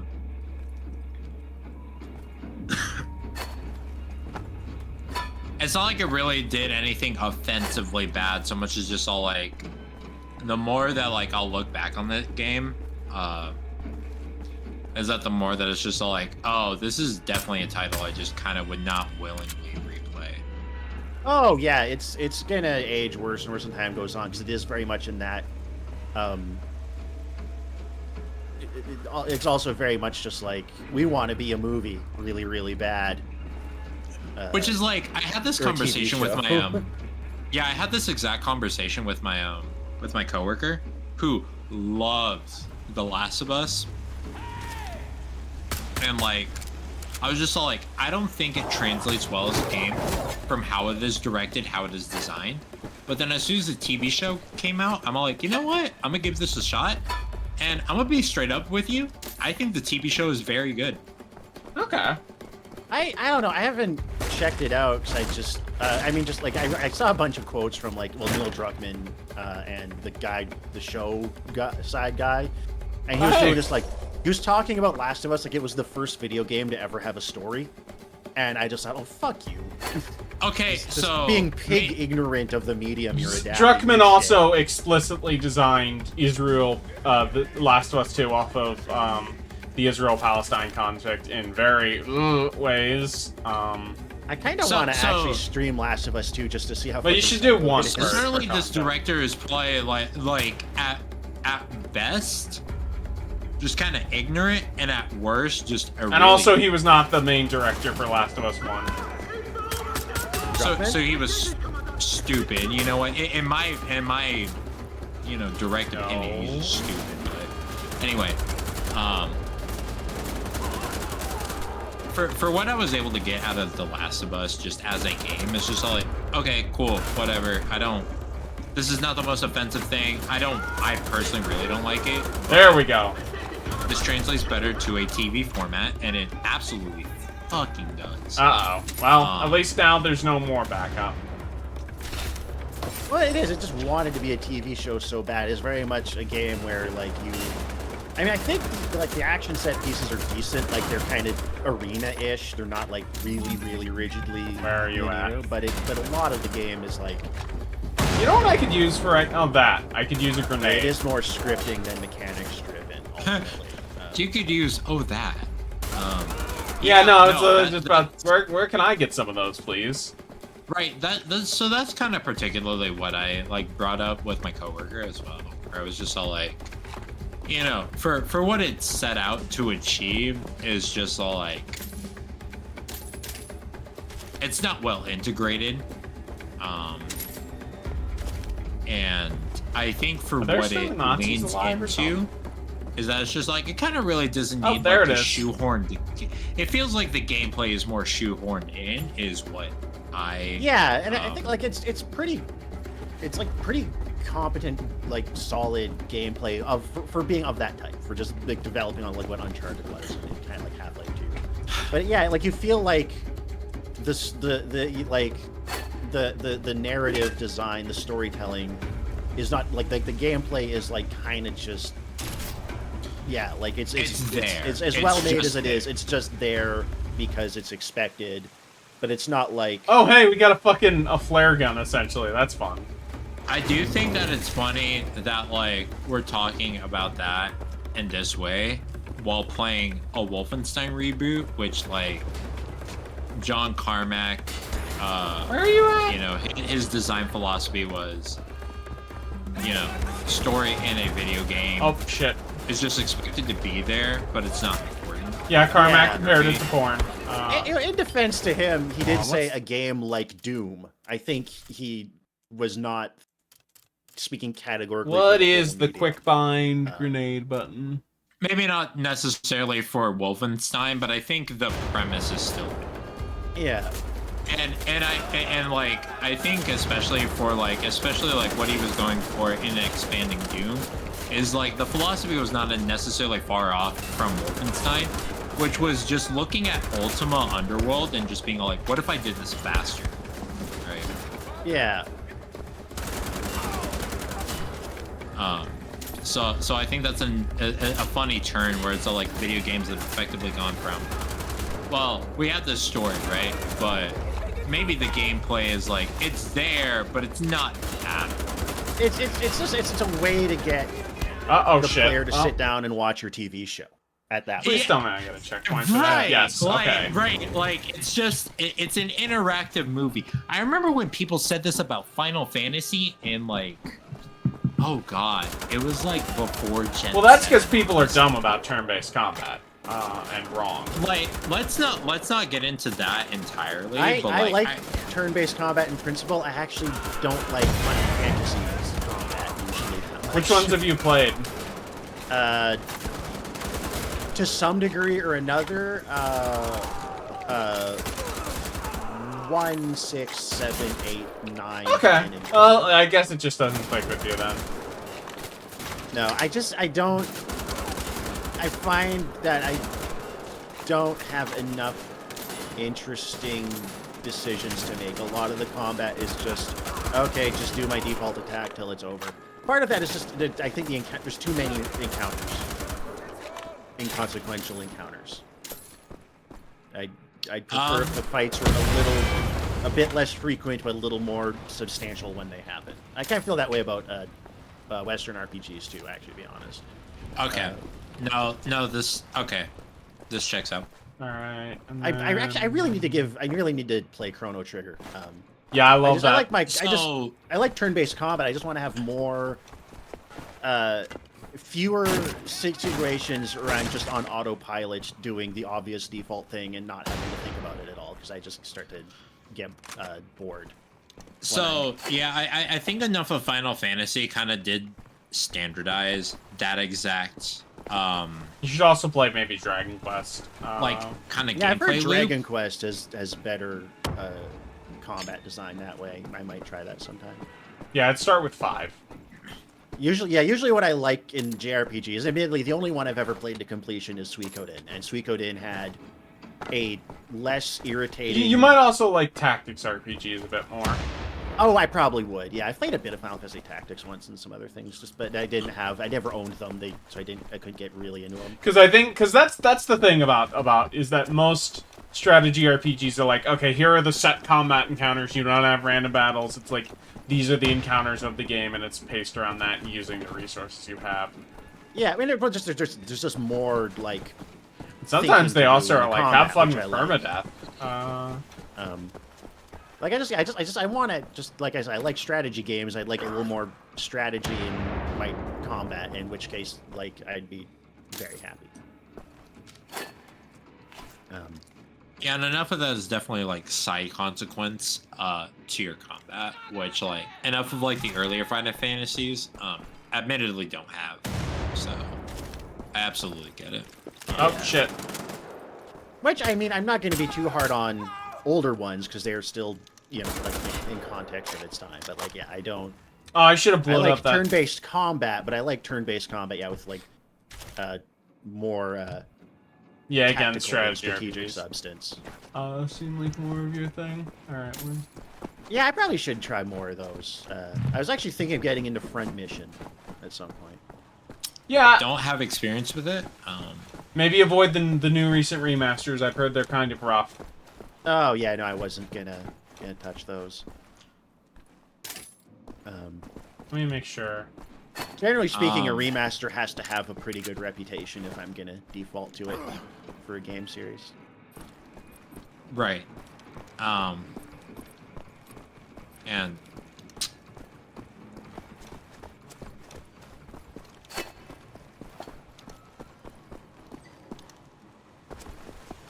I think what kind of drew me in initially was just being enough of a Pokemon kid. Oh, okay, that's where I got it. To where it's all like... Yeah. That also definitely helps. Depending on the level of consequentiality, and like, say, you know, any sort of turn-based RPG, or I guess JRPG. Alright, I think we are done. Well... Oh! No, you have you have on-rail section. They had this in a Quake expansion. Oh shit! It's these I fucking think you need things. to use that turret. Yeah, that's yeah. probably So a you good have idea. that. If you have that one MG, yeah. Infinite bullets. Let's go. Oh, this feels so good. I cannot describe to you how fucking good this chain gun feels. It's like the ones in like the. It feels like the movies. Venom gun in Return. So better than the one in Black Ops 1?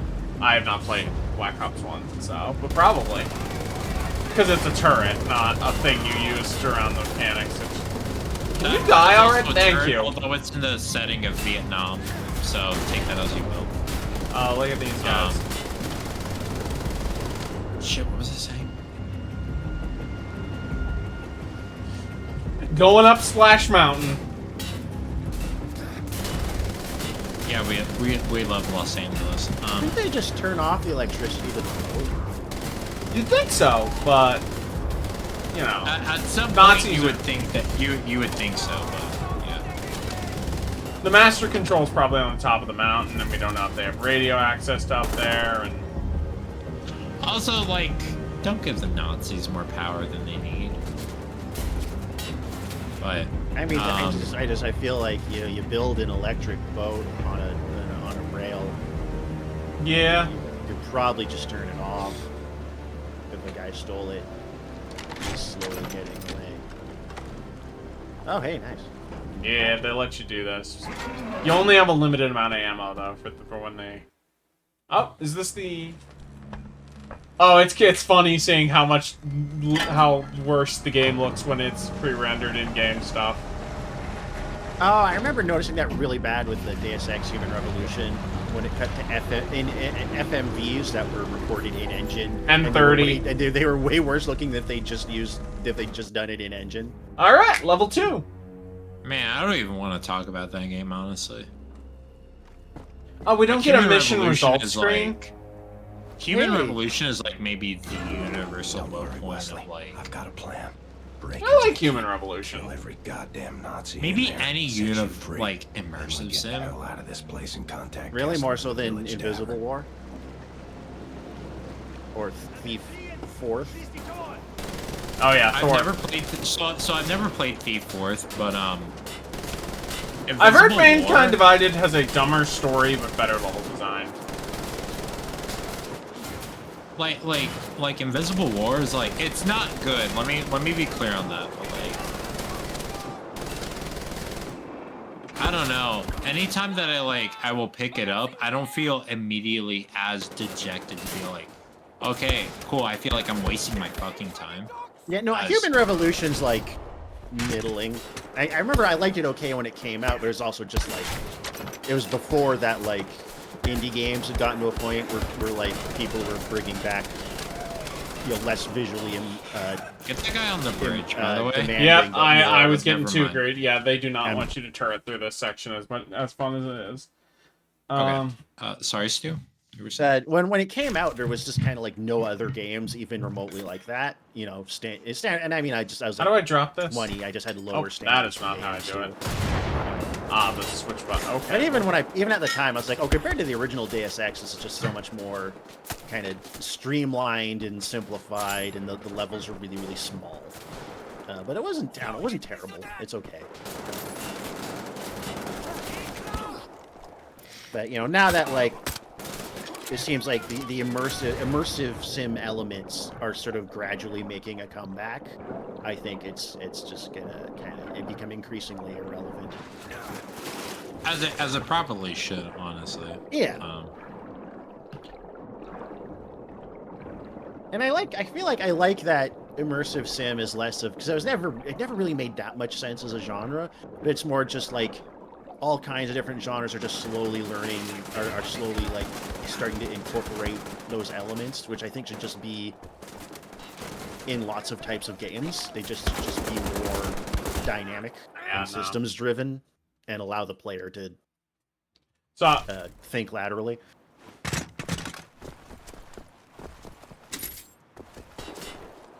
I don't know. I feel like we might be entering the silver age of gaming. I like it in the sense of going past the awkward age of like dungeon crawler where you have like enough things to do, but not as much as an eternal slog. I should use this thing. To where, like, by the time you reach the mid-game... Oh, God damn it. Oh, I'm basically doing enough of the same basic bullshit until the very do you think final boss, effectively. How much do you think the Nazis had to dig out these kind of... Wait, we're all on. Yeah, we're on another boat. We like on-rail sections, but... Man, but every game just was like Half-Life 2 or Resident Evil 4 or some combination of the two for like 15 years. Yeah. I used to before they gradually became displaced by all just being vaguely like Grand Theft Auto. I used to kind of bring. I think Assassin's Creed is a better comparison, unfortunately. Well, I guess, but Assassin's Creed is still kind of like Grand Theft Auto, as I was sort of lumping them together. But yeah, Assassin's Creed was like it completed the formula, I guess, for a lot of those. Do you not trigger it from here? Yeah, you do. Okay, cool. Shit, what's this here?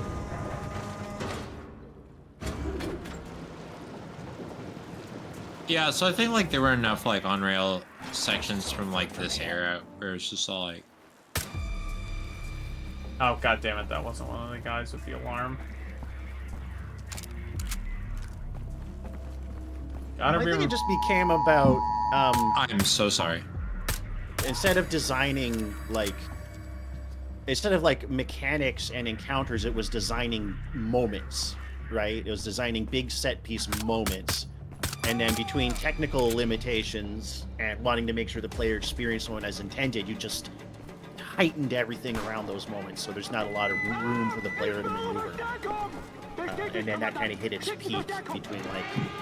I don't know, 2010 and 2015. And then it sort of started to loosen up again, or chase the, like, open world content treadmill thing.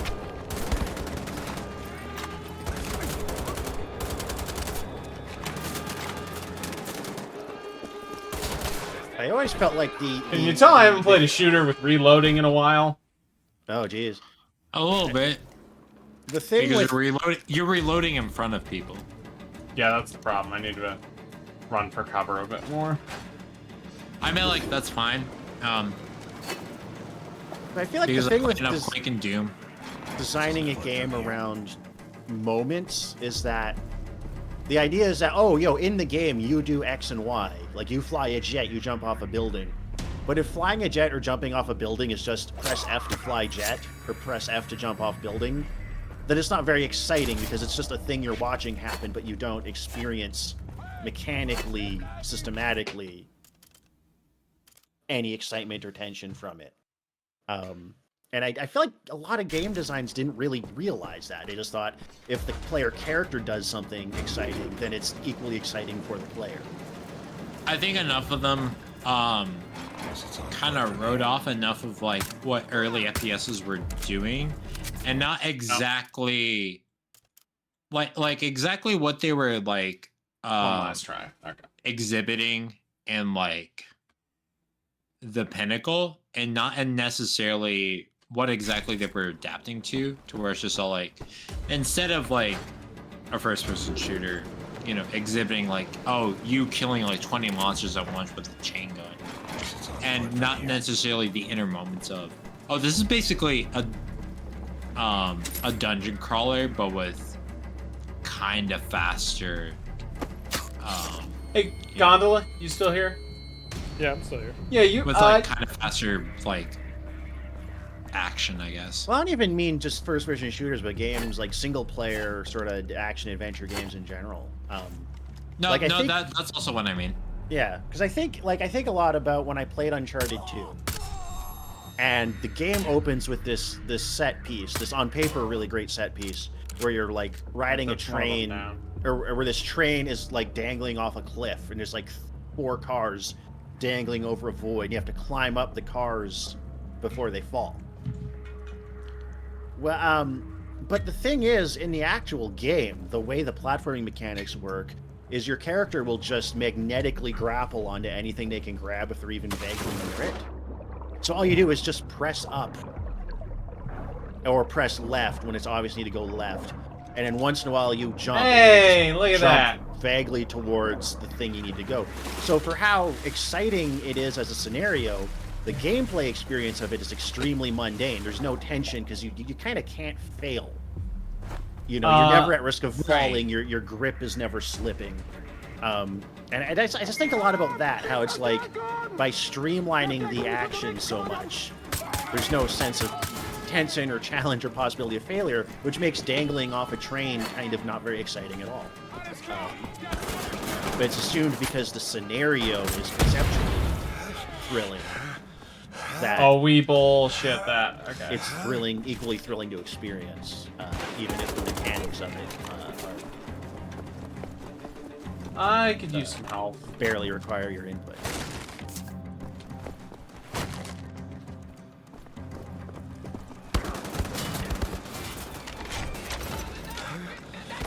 If you live through that? No. Well, okay. We learned some things. Okay. Back to what Steve was saying. Well, I was actually going to ask Gondola, how have you been? I want to get... You've been a little quiet. I just want to give you a chance to participate a little bit more. Yeah, pretty good. Yeah. Just, watching you play Wolfenstein.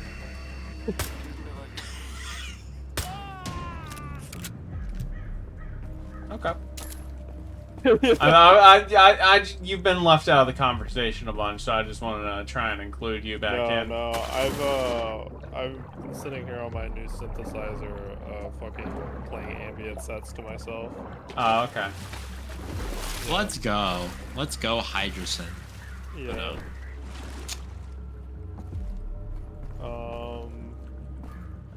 Yeah, I didn't like this game. That's fair. If I had to directly compare it to a New Order, because that's the easy comparison. Again, it feels like an ODST to H3, where it's all like, if I'm not paying full price for it, I don't feel nearly as offended. I think New Order was the game that realized that you really care about like cinematic. Look at that! Yeah! I think that's a good point. Where it's just all like, I like the cinematics, I could not fucking give a shit for. Yeah. And like, I was really just gonna get more that's why, of like. Doom Eternal was kind of like the ideal modern shooter game. I'm gonna be honest. I like New Order quite a bit more than Doom 2016. I still haven't played Eternal yet, though. Eternal is much better than 2016. I know. So, it seems like I will like it I'm gonna say that like straight up. Doom 2016. I think it contemporarily is fine for what it is. Here's the thing. There's enough of the semi self-aware of like, you know, oh hey, we have a shoehorn narrative, but the character is not supposed to care because that's an id fashion, right? And then like they keep bringing it back in anyways. Yeah, no, that game is a giant fucking errands. It's errands. It's a giant fucking mess of that, which I think is really annoying after a good amount of time. And then even after playing a Nightmare run without the Gauss cannon, I can assure you the Gauss cannon is such a stupid fucking weapon. Yeah, it rules in how stupid it is, but it is immensely stupid. Well, cause like, look like, at this fucking Hitler. First off, lol. It's all like, I don't know. There's enough people who have complained about the railgun and like, I don't know, fucking Quake 3 because they're bad. The Gauss gun in Doom 2016 is all like, oh, if you get the fucking siege mode, it literally turns into a delete button.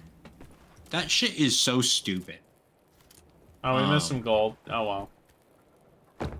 We get what we get. And so like, at least with Doom Eternal, on top of like enough like systemic changes that they made, whether it be visual, or the actual enemy density, almost nearly matching like Doom 2, right? Is that's like, oh, I feel like an actual challenge here. Versus like, I guess I can kind of segment enemies like Serious Sam, and then suddenly nothing is a fucking challenge anymore, even on Nightmare, where it's just like, what the fuck am I really playing anymore? Oh, did I not kill those guys with the grenade? That sucks. I thought I got them. Oh well. I thought you did. I don't really know.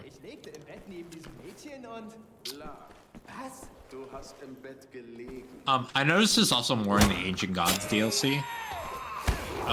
Where it's all like Doom Eternal, like in a base game, pretty decent difficulty curve just on its own, but like Ancient Gods DLC was just like, oh, I actually feel properly challenged and like actually on edge from the moment that I start the game, in the same way that like this air, any decent person would play I love that BJ in these games does like fucking Frank Miller, like Dark Knight Returns-esque monologues about being sad and old. It's a really fun take on the character where it's just like, oh man, I just want to go back home to my own nice warm bed, but I can't. Because if I do that, the Nazis kill me in my sleep. You know, just... I also like how he's, like, putting up the facade. Like, anytime he's talking to someone, he's not doing the, I'm dead inside voice. Like, so it is purely like, oh, man, he's just like a doomer pill. It's great. I think what really sets it home for me is that, like...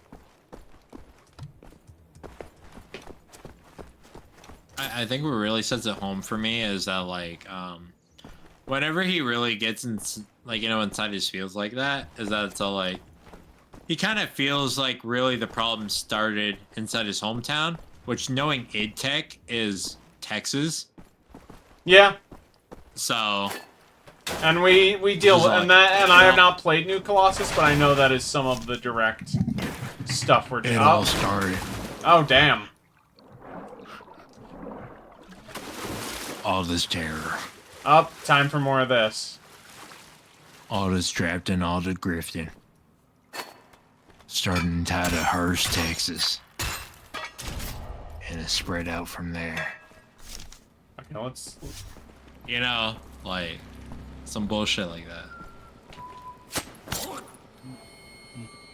Like Hearst, Texas, out of all fucking places. Alright, let's see... And funnily enough, I think... Wasn't Raven, like, across the street from id Software at one point? At one point. I don't even know where they are now. In the Call of Duty mines? I mean, you know what? It's not wrong. I'm not wrong. Oh, I thought this was the main path. Okay. I was gonna see if their headquarters were even in the same state. And the answer is no.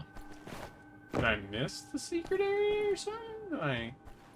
So Activision's main headquarters in Santa Monica, but Raven Software is apparently Wisconsin.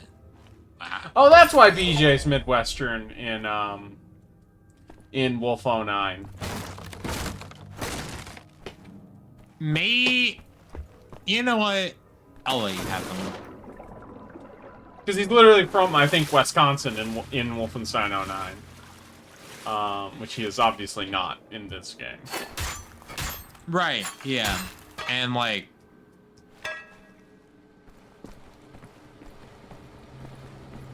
Oh, this is the way forward. Okay.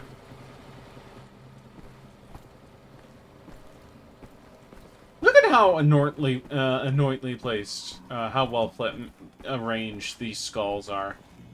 These Nazis have far too much time. Oh, nope. I assume The Nazis didn't make these.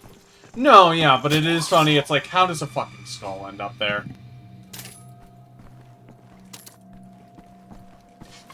Oh, haven't you ever seen those catacombs under Paris?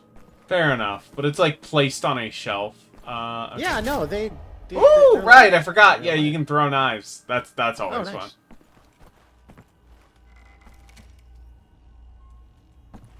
Oh, the dog in the next room's freaking out because his people are finally back and you can hear him outside.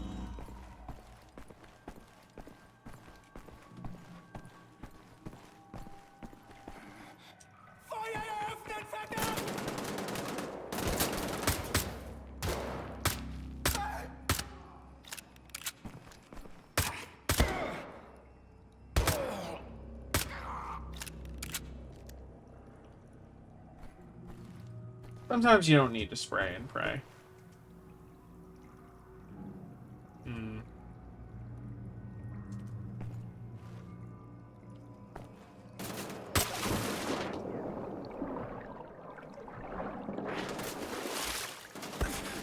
Going this way because it seems like a secret area. Hopefully I will not be Pray or not, you should always be praying. The power of prayer can move mountains.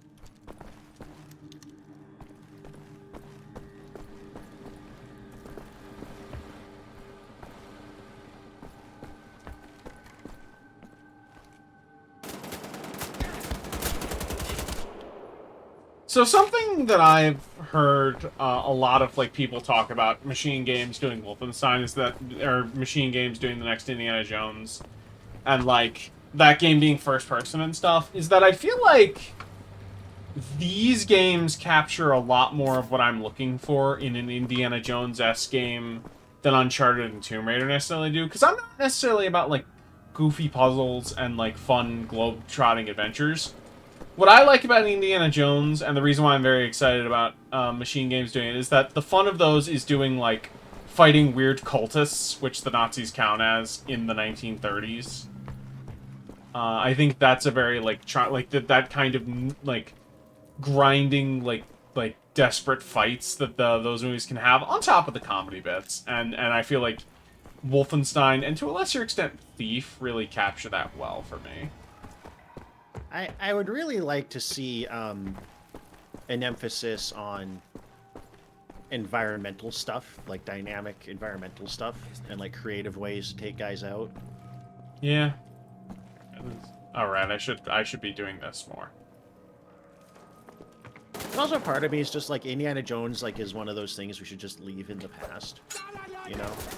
Like, those movies will always be there, but, like, it's... I think it's fine to do a one-off video game, but, like, yeah, no. I guess, but in general, I'm just kind of like... It's very funny they got Troy Baker to be Indy as well. That's not a joke, by the way. Oh, yeah, that's not surprising. I just want, you know, to get out from under the shadow of late 20th century culture sometimes really desperately. I get that.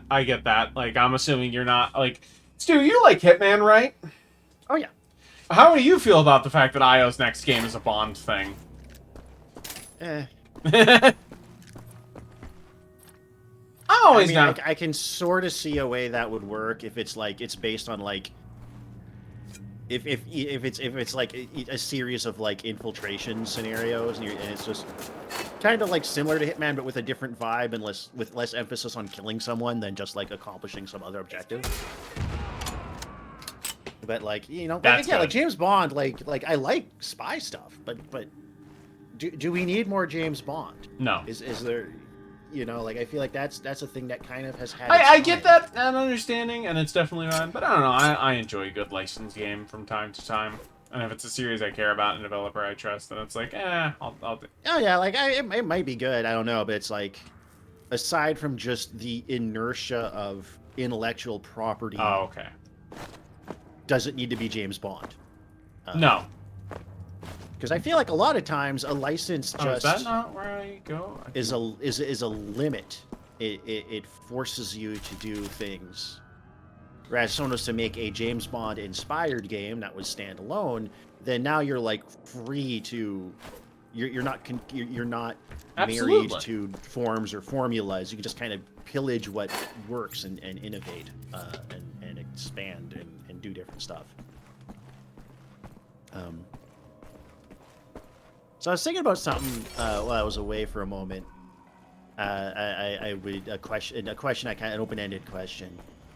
I was thinking about what I was talking about Uncharted 2 earlier, and I think a lot about the old Tomb Raider games, since you mentioned them, and how the controls are in a lot of ways kind of clunky, but that they make the climbing and jumping more satisfying because it's not just precarious. Vaguely jump in the direction you need to go and magnetically grapple onto the ledge. And that's I know you're not doing it, Sam, but that's part of the appeal I found of the like PS2 era ones that were pulling very much from the Sands of Time trilogy.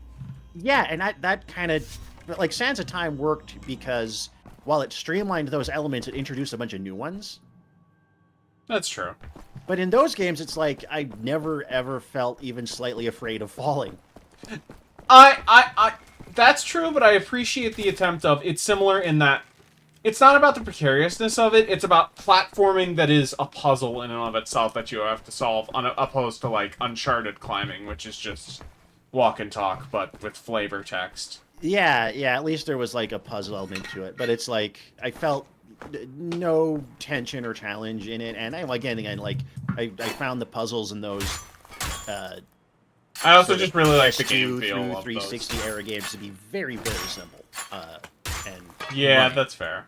I appreciate the kind of more non-linear, like spacey, like stealth stuff that those new Tomb Raiders, at least the first two. That third one seems like total fucking dog shit. I still haven't played that remake. I bought it cheap not long after it came out, and I've never gotten around. At least you're getting the remastered trilogy, which it'll be nice to. I don't know if you'll pay for how it. Those will be. It's funny that the new HD graphics for those just look like the PS2 Tomb Raiders and not like modern Tomb Raider.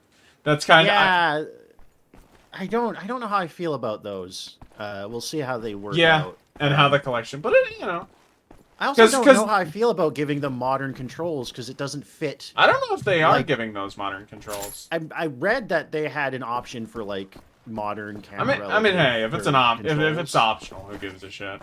Well, it's the levels. The levels are designed for how those games controlled. Right. No, definitely, and I understand that. But sometimes there is the fun in being able to just power through a game with newer control schemes. But I also understand where you're talking about. I think having both options is understandable. I don't know. I don't always like player choice that way because then players are just kind of like you're not really playing. Yeah, it's like letting people watch a black and white movie in color. I get that. I mean, there's degrees, right? Like adding mouse look to Doom seems to me like kind of whatever. Especially when I'm okay with it in Doom 2. But my thing is horizontal mouse look is necessary for those games, and vertical is a bit much. That's what I mean, like vertical mouse, like crosshairs. My caveat is the Doom 2 final boss. Yes, well, that's because the Icon of Sin is bad. Fuck like literally, I replayed it recently, and like, I've replayed Doom 2 several fucking times in my whole fucking life, and even now at the age of 26, I'm all like, no, I have to mouse look this stupid fucking bastard. I hate this shit. It's stupid. Only one it is so stupid. So, I absolutely get it in the sense of, oh, well, I guess it dumbs down the original controls and exactly how you're supposed to originally engage with it. And, like... Oh, there we go. Nice. It's not even dumbing down. It's that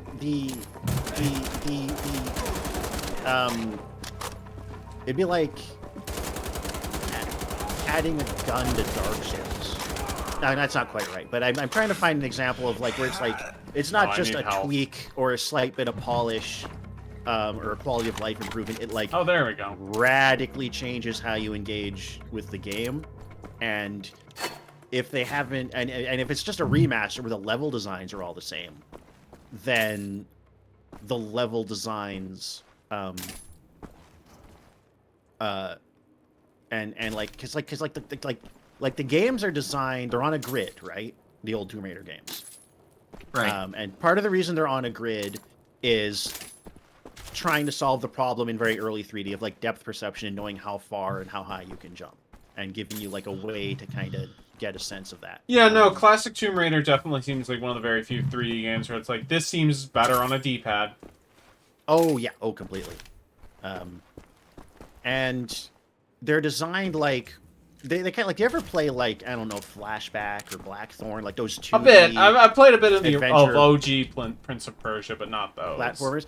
And you know that they have those like really fluid animations where you have to know how the animation works. Yeah. I think actually Dark Souls combat's a little like that too. Like you have to know how the animation follows through and completes and know the rhythm of it. It effectively works like a rhythm game for sure. Well, not like a rhythm, but just it has a rhythm. Tomb Raider's like that. Like when you that's how I make sense of it, where it's all like, oh, the way in which you are, depending on build, is that like you're able to play around the game through a certain rhythm, and therefore okay, yeah, all right, I see what you mean. Right, yeah. But like Tomb Raider is a 3D version of those 2D like original Prince of Persia, Blackthorn, Flashback type games. So it has these for the time really fluid, elaborate animations that you have to follow through on. So like when you do a run and jump, like if you're running and then you hit the jump button, Laura has to take so many steps before she engages the jump animation. It's not instant. You don't just spring into the air. Right. So like when you like the way you do a running jump in those games, if you're being careful until you've kind of really got a feel for it in the late game and have to kind of act more quickly, is you line up your jump, you use the walk button, and the walk button stops you from walking off an edge. You walk up to the edge of the jump you want to make, you tap backwards, and you do a one. Oh, that's square, right. I forgot this game had like multiple hop. ammo types for weapons. And then you start running and hit the jump button, and she will run one full tile and then engage her jump at the end of the tile, right?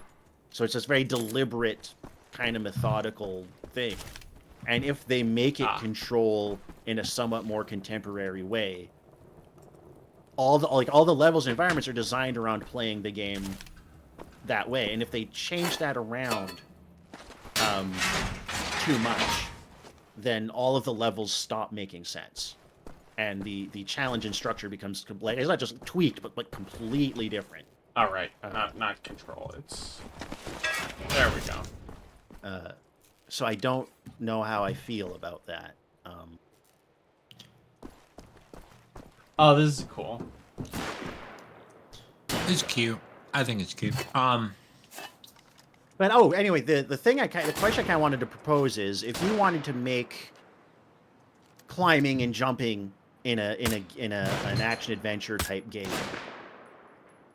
mechanically interesting in and of itself, like to like make it so that like climbing a cliff face is more than just hitting up along the cliff face, but actually try and give it some of the tension of like actually climbing a cliff face, where it's like, oh, your grip might slip or you might not find a handle, or jumping. Like, how would you do that? Okay. Like one more.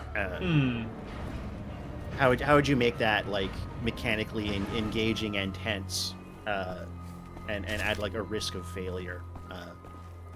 I mean, one of the options is you do triggers for each arm, and you kind of mess around that way.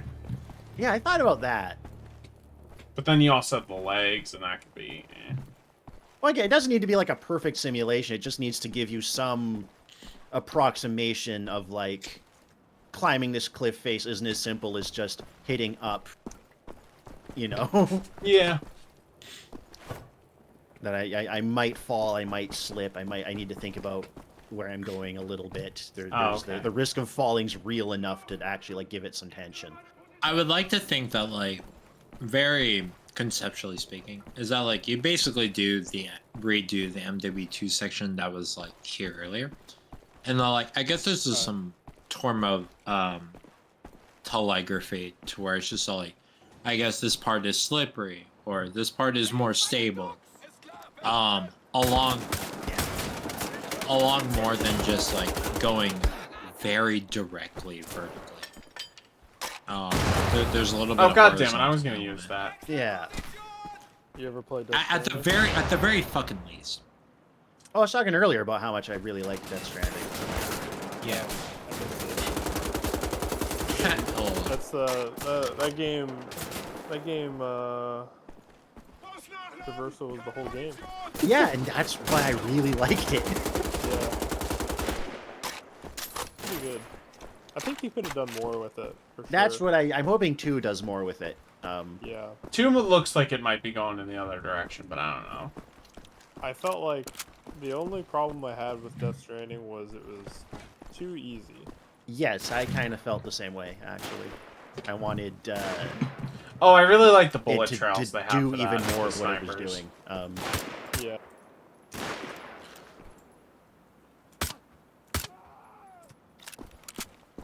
Get his ass. I turned off the button prompts because again I don't like button prompts for things. I like a more diegetic. Like I just want to I want to know I need to adjust by just looking at the. See, I can animation, get not that, having a big button prompt, and I come can up feel and that some tell me- way. But I have an appreciation for gamey ass games.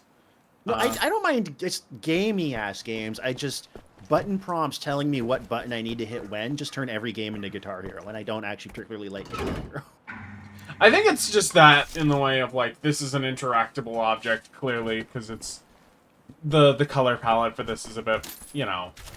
Yeah. Well, Right. okay, a I prompt brought for that up interactions a little bit different. Although, like I said earlier, I prefer if they were more aestheticized and not just. It's also about telling you what button to that press literally. context sensitivity. But I mean, for like action, like you can tell when your guy in Death Stranding is getting tippy, and I thought reading his body language and being engaged with the game that way was more interesting than just waiting for a button prompt to tell me to hit this button to balance myself Stu, out you know what and just might looking be at the a prompt. game that you might, and I don't know if you'd ever play this on your own, but might really vibe with? Super Monkey what? Ball 2. Oh, maybe I could check those out. Yeah, that feels very much up your alley if you emulate the GameCube version. It seems like the kind of precise think about how every object affects the way your character moves that is all that game is about. It is precise enough that fucking doctors can test like surgeries and shit on that for like very precise things. I might enjoy it. I might check that out. That might be a good fit. It's I hard think to when say. it came out when I was a teenager, it was just a little too cartoony for me at the time, and I can get that. But yeah. Anyway. Long story short, I'm sorry, I'm so long-winded. Death Stranding, because I turned the button prompts off because button prompts annoy me for a lot of those types of things. When I got to like the Metal Gear Solid 4 styled fist fight near the end, I thought I'd broken the game somehow because there was no button prompt telling me to do a finishing move, and I just kept hitting the guy over and over and over, waiting for something to happen because I'd turned the button prompts off. Yeah, there is kind of a. You kind of want something that's like, hey, can you have a more like specific? What am I looking for? Like there should just be context. another way to communicate that stuff other than just telling you what button to hit. Which is just a glorified QTE.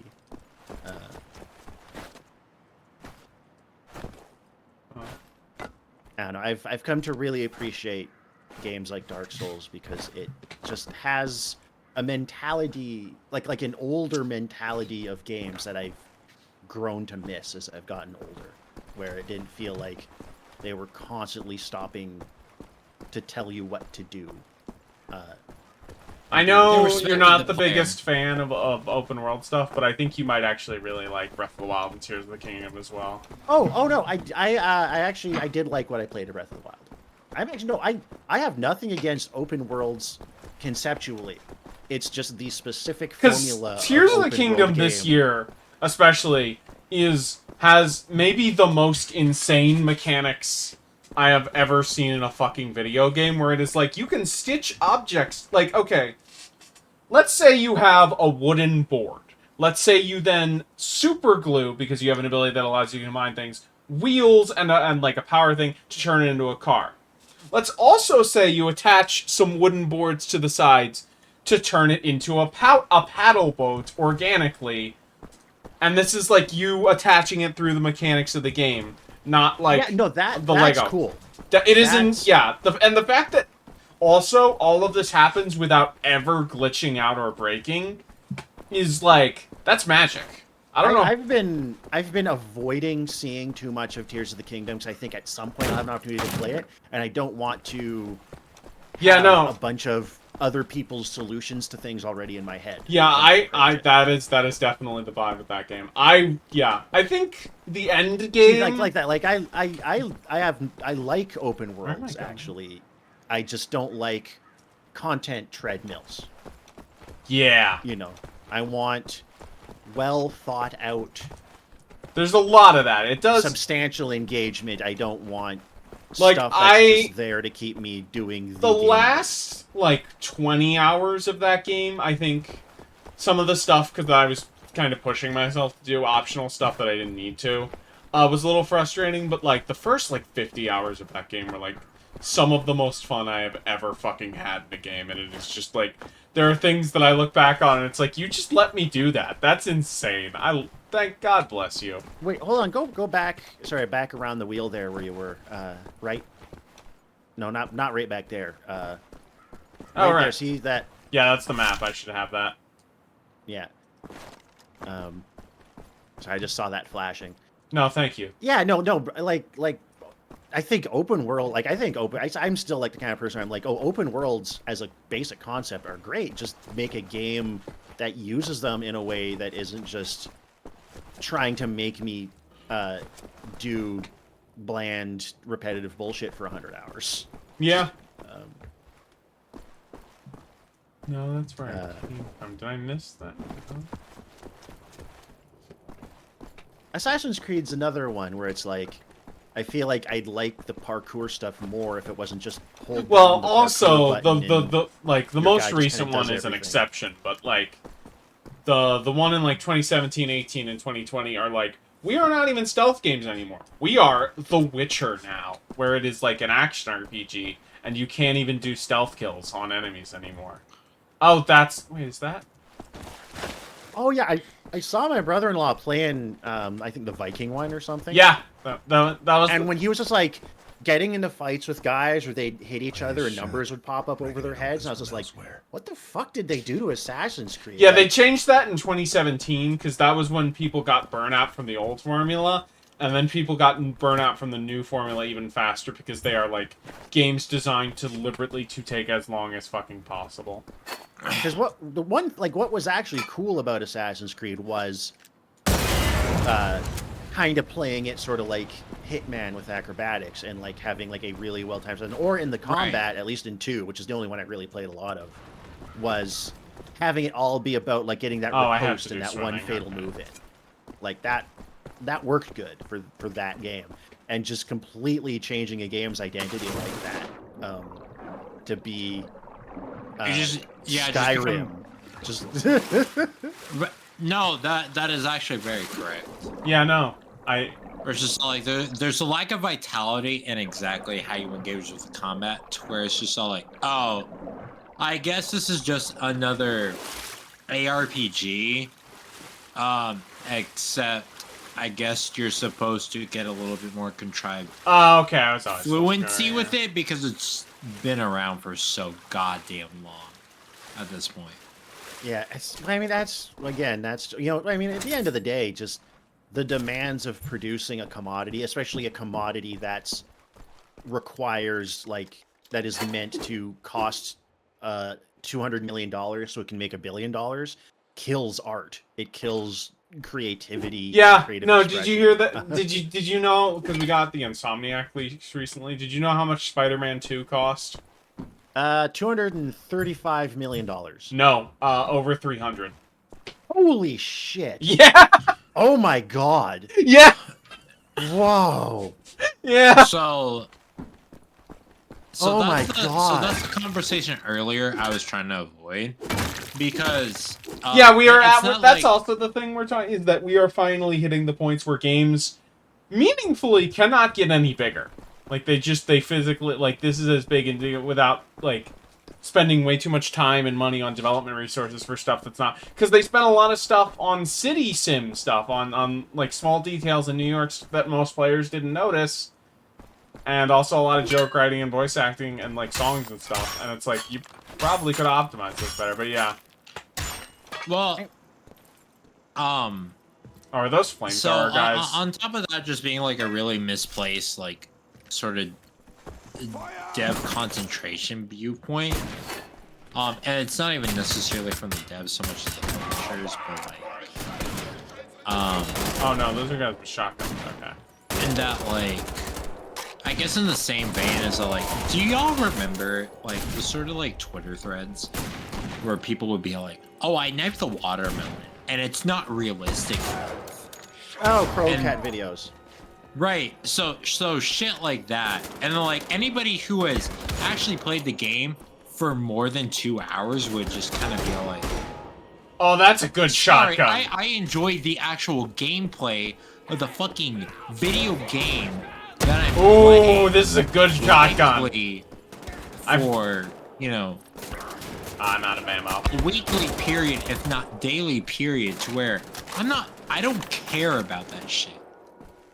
I care about the overarching gameplay. I think there are definitely... You know what's the funniest example of that? I think Cat has had good videos, but the recent one he put out on RE4 Remake was really funny. Because he made a video about RE4 Remake that was a bunch of petty shit that was not relevant.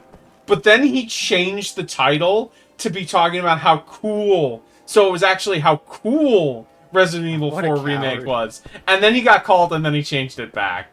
No, it is funny that you can just do that, though, with the format of those videos. That you can just be like, no, I'm going to change the context. The thing that defines the context of my article is the title of the video. So if I change that, it has a completely different meaning. That is kind of funny in hindsight, even if it is a fucking bitch-made move. I think he also tried making more positive videos on stuff on like, hey, this is cool stuff these games do.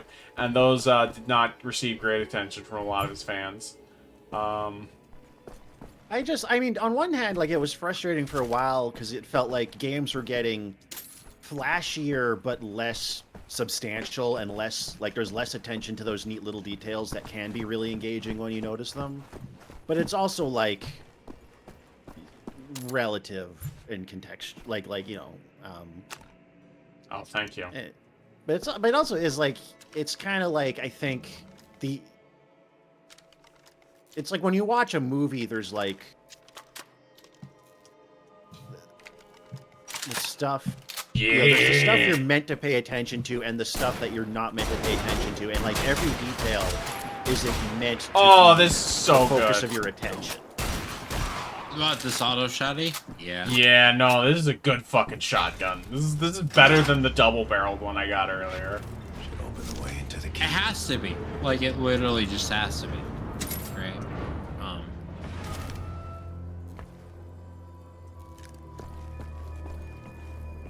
I feel like there's still a chunk of the gaming audience that just like lacks like, I don't know, media literacy or like context for what it is they're actually engaging with and doing.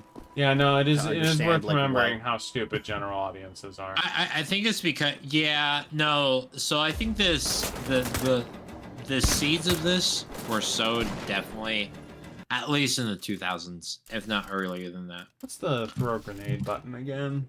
Where, you know, they were able to kind of engage with this sort of thing without like necessary engagement to prior types of media.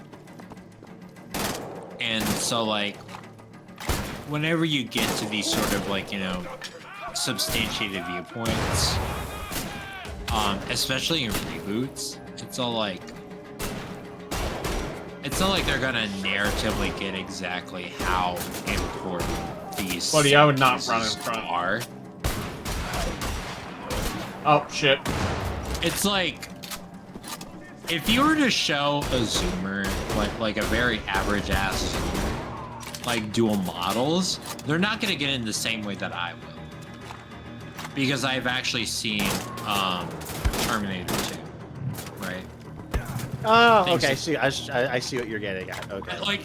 Like things like that, right? And like there's more critical examples of that like I can't even point out right now, but it's like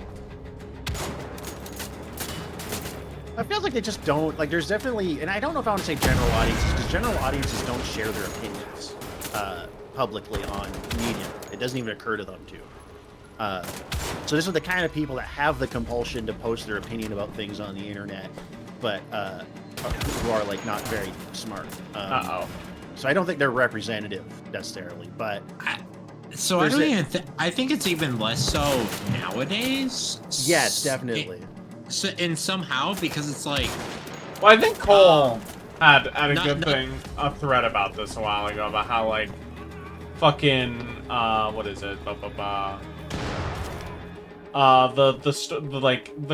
Disney Star Wars movie, the kind of culture war they created, like, made normies kind of think about politics in the same way as a lot of online people in that sort of general audiences, because it made movie culture war stuff a lot more mainstream, and that's why, nope, you're having kind of this Barbie discourse and stuff. Right. Well, even still, I don't know how many actual, like, proportionally, like, because, and this is something I feel like I am always trying to say a lot, is, like, online, like, is not proportionally representative of real life. Like a million people can like a post, and that can be the only million people in the world that share that opinion. It doesn't mean that, like, you know, if 50% of Twitter has an opinion, that 50% of the wider world does, because the people who post and who feel the compulsion to post their opinions on the internet are by definition a distorted sample of people. Yeah. Right. So I'm always careful of judging trends in the general population from the internet, because the internet is just not the general population. So not to be a little bit gay and cringe, but like upon replaying Class of '09, was that like one of the characters upon like, you know, talking about a movie that was, you know, contemporary, but that's all like, oh, well, I like this movie, but it was 3 out of 10 stars upon this site. And upon to change, you know, I guess, whatever was to be inferred about this said movie, is that I had to log on and then I guess make the effort to, you know, infer said opinion for myself. And therefore, was just all like, do I really even care to engage with this in the first place? To even make an account, let alone just infer my opinion online in the year of, you know, contextually speaking, 2008. And that's the end of... wait, is this the end of level 2? And the answer is all like, you kind of really don't.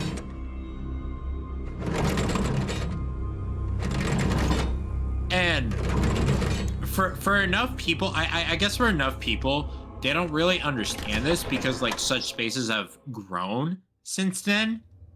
But fundamentally speaking, is that it's all like, as soon as I like click off of the Rhyme page, not even log off, just click off of it, those opinions literally don't exist to me. Because what am I gonna do with them outside of the immediate site? Personally.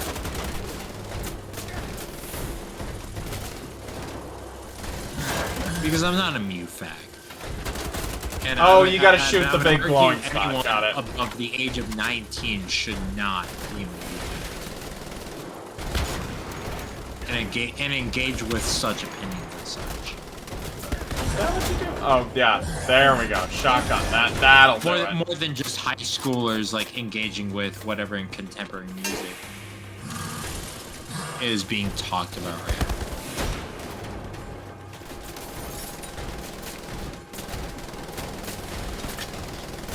That was the wrong... okay. Nice.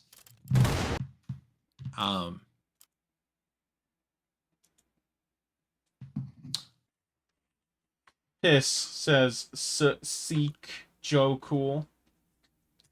Yeah, there's a lot of piss going on right now. Okay.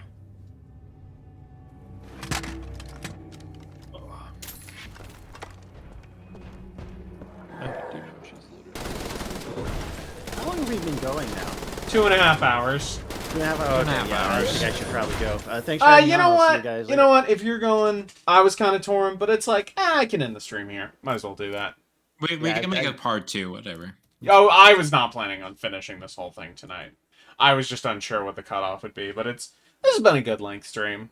Cool. Cool. We'll see y'all later.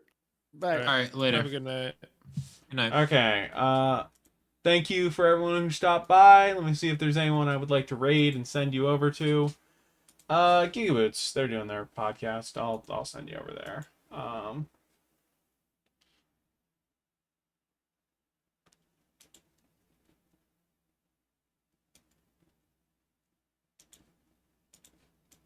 Oh, they're right in the middle of the Podlord section. That's good timing. All right. Thank you, everyone, stopping by. I will be back again tomorrow with more Donkey Kong Country streams. We're going to beat that tomorrow. See you then.